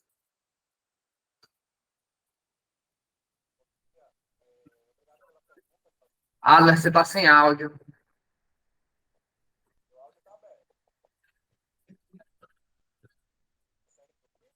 Continua sem áudio.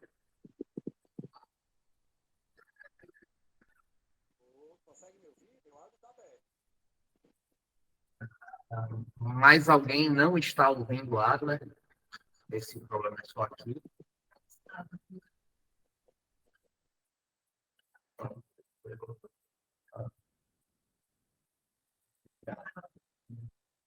Ninguém está conseguindo te ouvir, Adler. Opa, peraí. Foi você agora? Fala novamente, por favor. Então, excelente pergunta, Glaucio. Inclusive, na última reunião do Conselho Estadual de Promoção da Igualdade Racial, tanto os quilombolas, povos indígenas, ciganos,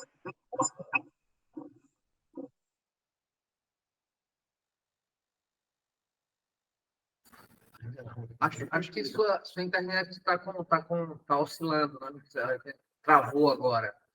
Tente novamente. Vocês conseguem me ouvir? Agora está me registrando.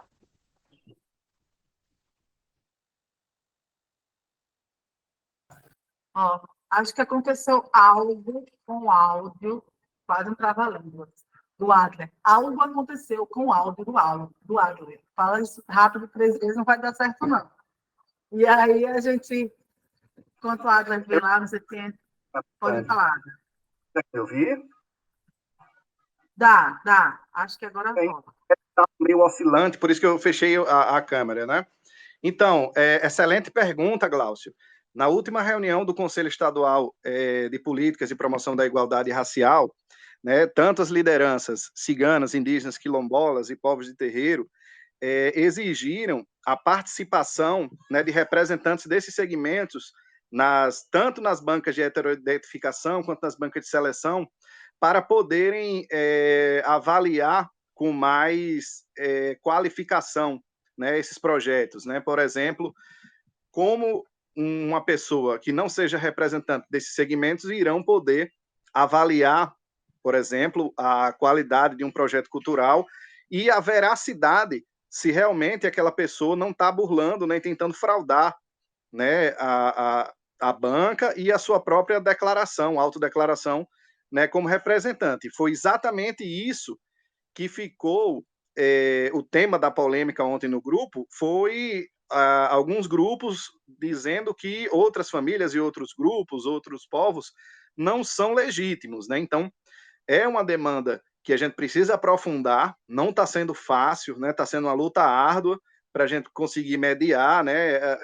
Você mesmo está compondo lá a Câmara de Igualdade Racial e identificou, né, muitas questões relacionadas a questões de não reconhecimento, na verdade, de outras famílias, ou seja, uma família cigana que não reconhece outra e vai para o grupo fazer uma discussão que não exatamente não era a finalidade da Câmara Setorial, né? Entram em detalhes pessoais, em ofensas, em agressões, que a gente está tentando solucionar, mas eu achei, na minha opinião, que foi importante esse momento, sim, até porque a gente não quer premiar, né, pessoas que não façam parte desses segmentos da diversidade cultural e que tentem fraudar, né, os editais. Então, para se construir, né, um processo legítimo, eu acredito, e todos os órgãos de fiscalização, as normativas, né, a Lei 14 de 2018, que versa sobre cotas, né,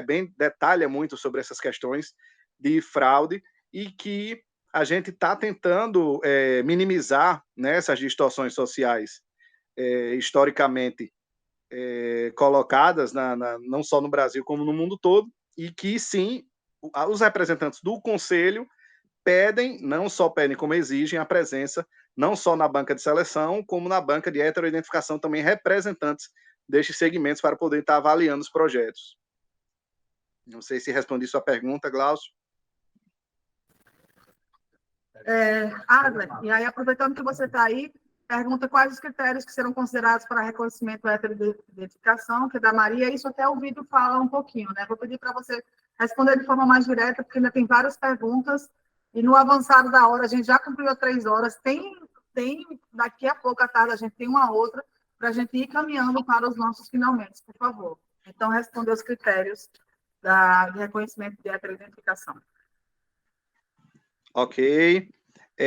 Para o reconhecimento de negros e negras, né, os proponentes devem compor, né, a etnia, cuja, né, a própria lei está estabelecendo que seja negros, né, com fenótipos no caso, os pretos, né, fenótipos de afro-brasileiros e pessoas africanas, e pardos, né, que são pessoas com fenótipos afro-brasileiros, mas que sejam mestiços. No caso, pretos e pardos compõem o universo de negros e negras, e no caso, essa é a cota de 20%, no mínimo 20%, né?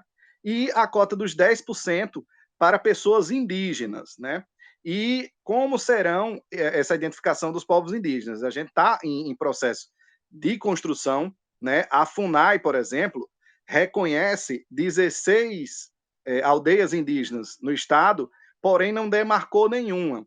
Então, são debates que, às vezes, se a gente não prestar atenção nesse detalhamento, a gente termina que prejudica, né, essas comunidades, né? Então, são 16 comunidades reconhecidas, povos indígenas reconhecidos, mas nenhum demarcado. Então, se a gente for entrar no detalhe jurídico da demarcação, não existe nenhuma aldeia indígena demarcada. Porém, são 16 aldeias indígenas reconhecidas pela FUNAI. Então, o que vamos trabalhar como critério? O reconhecimento da comunidade, né, ou a demarcação. Porque se a gente for considerar a demarcação, infelizmente, não teremos nenhuma aldeia ainda demarcada. Então, seria nesse sentido. E, para além dessa FUNAI, obviamente que a declaração do cacique ou da cacica da aldeia, que é a liderança maior da comunidade, que possa estar fazendo essa declaração de pertencimento desses povos e comunidades indígenas no Estado. No mais, a lei versa apenas sobre cotas de negros e negras e indígenas, mas a gente está em discussão permanente para ver se a gente amplia, se a gente inclui ciganos também, já que o tema foi bem prolongado ontem e chegaram, né, muitas sugestões. Então, seria mais ou menos isso, Maria. Obrigada, Ada. E aí, gente, é muito importante que a gente esteja vivendo esse momento que é histórico no nosso país, de entendimento, de reconhecimento, de valorização dessas narrativas. E, enquanto isso, a gente também se organizando e articulando com os grupos existentes, associações, para a gente fazer da melhor forma possível, porque eu acho que todos os envolvidos estão querendo utilizar esse recurso da melhor forma. Tem 2 pessoas que estavam inscritas ainda, antes do período de finalizar, e 2, que é o Marcos e o Aldo Cardoso. Vou responder rapidinho algumas coisas aqui que chegaram, né, que estão no chat, para não acumular. A Maria pergunta também se vai contemplar recursos para produção. Vai contemplar recursos para produção em audiovisual, produção de conteúdo. Então, sim, de gente que já atua no audiovisual e realizadores novos. Klaus, fotografia não entra nesse formato? Fotografia sozinha é artes visuais. Audiovisual tem que ser imagem e som. Imagem em movimento, que é a própria descrição do que é o audiovisual, é a imagem em movimento. Se é puramente fotografia, não é audiovisual, é arte visual, fica dentro dos 30%, que aí foi perguntado aqui outro momento, o que é que cabe dentro desses 30%? 30% são todas as outras expressões e linguagens culturais que não seja audiovisual. Por isso que a gente está dialogando de forma individual com as câmaras setoriais já existentes. Colocamos algumas que não são câmaras setoriais, como artesanato, moda e produção cultural como segmento, porque não era oficialmente uma câmara setorial. E ainda botamos o outro dia, se você não foi contemplado em nenhum desses assuntos, venha para cá. Porque a gente pode, por exemplo, o pessoal do museu, dia desse colocou alguma coisa no Instagram, e a gente vem para esse dia aí, que é o dia dessa câmara setorial, não contemplou meu assunto, vem para cá, porque a gente está nesse processo, tá, gente, de reconhecimento e entendimento. Alguns comentários, o Rev, que acho que é de reverendo, Dom Gianfranco, coloca que durante a formação da Paulo Gustavo, o resgate da medicina popular e o benzimento ancestral deve ter um olhar especial nesse processo. Dentro do tópico cultura popular, que é por isso que a gente está aqui, para esses comentários, essas considerações existirem e a gente colocar como um todo. A partir do momento que a gente tem 20% para negros, negras e comunidade indígena, já há uma possibilidade maior desses assuntos como esse que você trouxe, né, ter uma maior contemplação. A Silvana coloca que vão formar um grupo de terreiros para fazer um filme de tradições, usando vários terreiros. Arrasou, coletividade é o caminho para o audiovisual. Yuri Padilha, no IEF temos NEABs ou NEABIs. Aqui em João Câmara estamos conseguindo uma boa articulação com as lideranças de terreiros. Arrasou, Yuri! Vamos aos institutos federais, vamos aos nossos conhecimentos de professores, professoras, servidores, servidoras, alunos e alunas para chegar nessas pessoas. E os NEABs é um local fundamental. Glaucio, acho que já foi do NEAB lá da Cidade Alta, né, Glaucio? Acho que no período que eu estava lá, se eu não me engano, e sei que são lugares muito importantes de debate. Levar Paulo Gustavo para as reuniões do NEAB e ajudar a chegar nas pessoas é fundamental. O mapa que a gente comentou, o Adler coloca, né, que está em fase de formação, por isso que ainda não foi divulgado. Então, para a gente, institucionalmente, já é um norte, mas ainda não está colocado. O Vitor coloca do envolvimento das DIRECs, que é fundamental, né, porque agora tem supervisor de cultura, exatamente, concordamos contigo. A Simone, de usar as casas de cultura para as ações serem menos descentralizadas. Mulher, o que a gente quer muito, e estamos nesse corre de fazer a cultura, né, chegar nos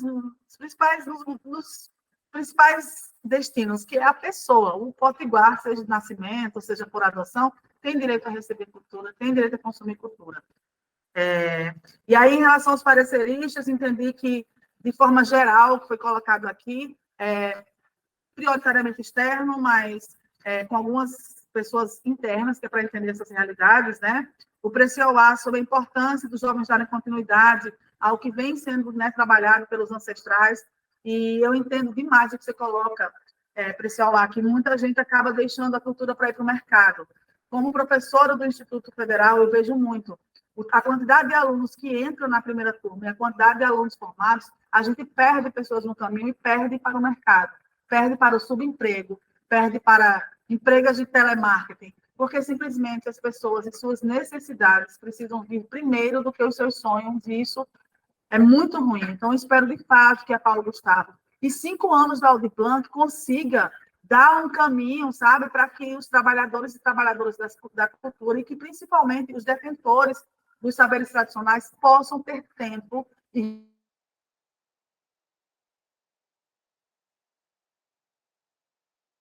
na nossa cultura. A Vera coloca a intenção e a sugestão de unir o setorial, fazer um setorial de cultura e educação. Inclusive, a gente conversou sobre isso com a cultura, quando a gente estava falando sobre aquele processo de cultura de paz. É importante, sim, que a gente esteja juntas. E aí, o Marcos, precisamos democratizar e desburocratizar mais as oportunidades, diminuindo as intermediações, inclusive, como falei o nome do Marcos, dando autonomia aos grupos, mestres e mestres para recebimento dos recursos. E por isso, minha deixa aqui, das 2 pessoas que estavam inscritas antes do final da inscrição, Marcos, que está aí esperando pacientemente, e o Aldo, também, que estava inscrito. Aldo Cardoso, eu acho que é o que estava ontem na Câmara Setorial das Rádios Comunitárias, se eu não me engano. Nós vamos conhecer mais gente no Rio Grande do Norte. Por favor, Marcos. Me ouvem? Então, boa tarde a todos e todas. Para a gente é uma satisfação estar participando desse diálogo, dessa conversa. A gente trabalha com música, mas música da cultura popular, no segmento percussivo, e, paralelo a isso, a gente também, diante da necessidade de existência, a gente trabalha com pequenas produções culturais através do Munguzá Cultural. E a gente faz isso desde 2003, 2004, primeiramente através do Pau e Lata, e a partir de 2008, através do Batuque Resistência. E a comunidade de maior atuação foi a Vila de Ponta Negra, mas já tivemos presente na Ridinha, já tivemos presente nas Rocas, lá no Café Filho, lá no Isabel Gondim, no Padre Monte, lá na Redinha. A gente esteve junto com a escola Dulce Vanderlei e a gente pega um gancho na fala do Geraldo, que na época ele era professor lá, do Dulce Vanderlei, essa necessidade desse diálogo de educação e cultura. Então, a gente acha de extrema importância esse processo de formação escolar e, ao mesmo tempo, esse processo de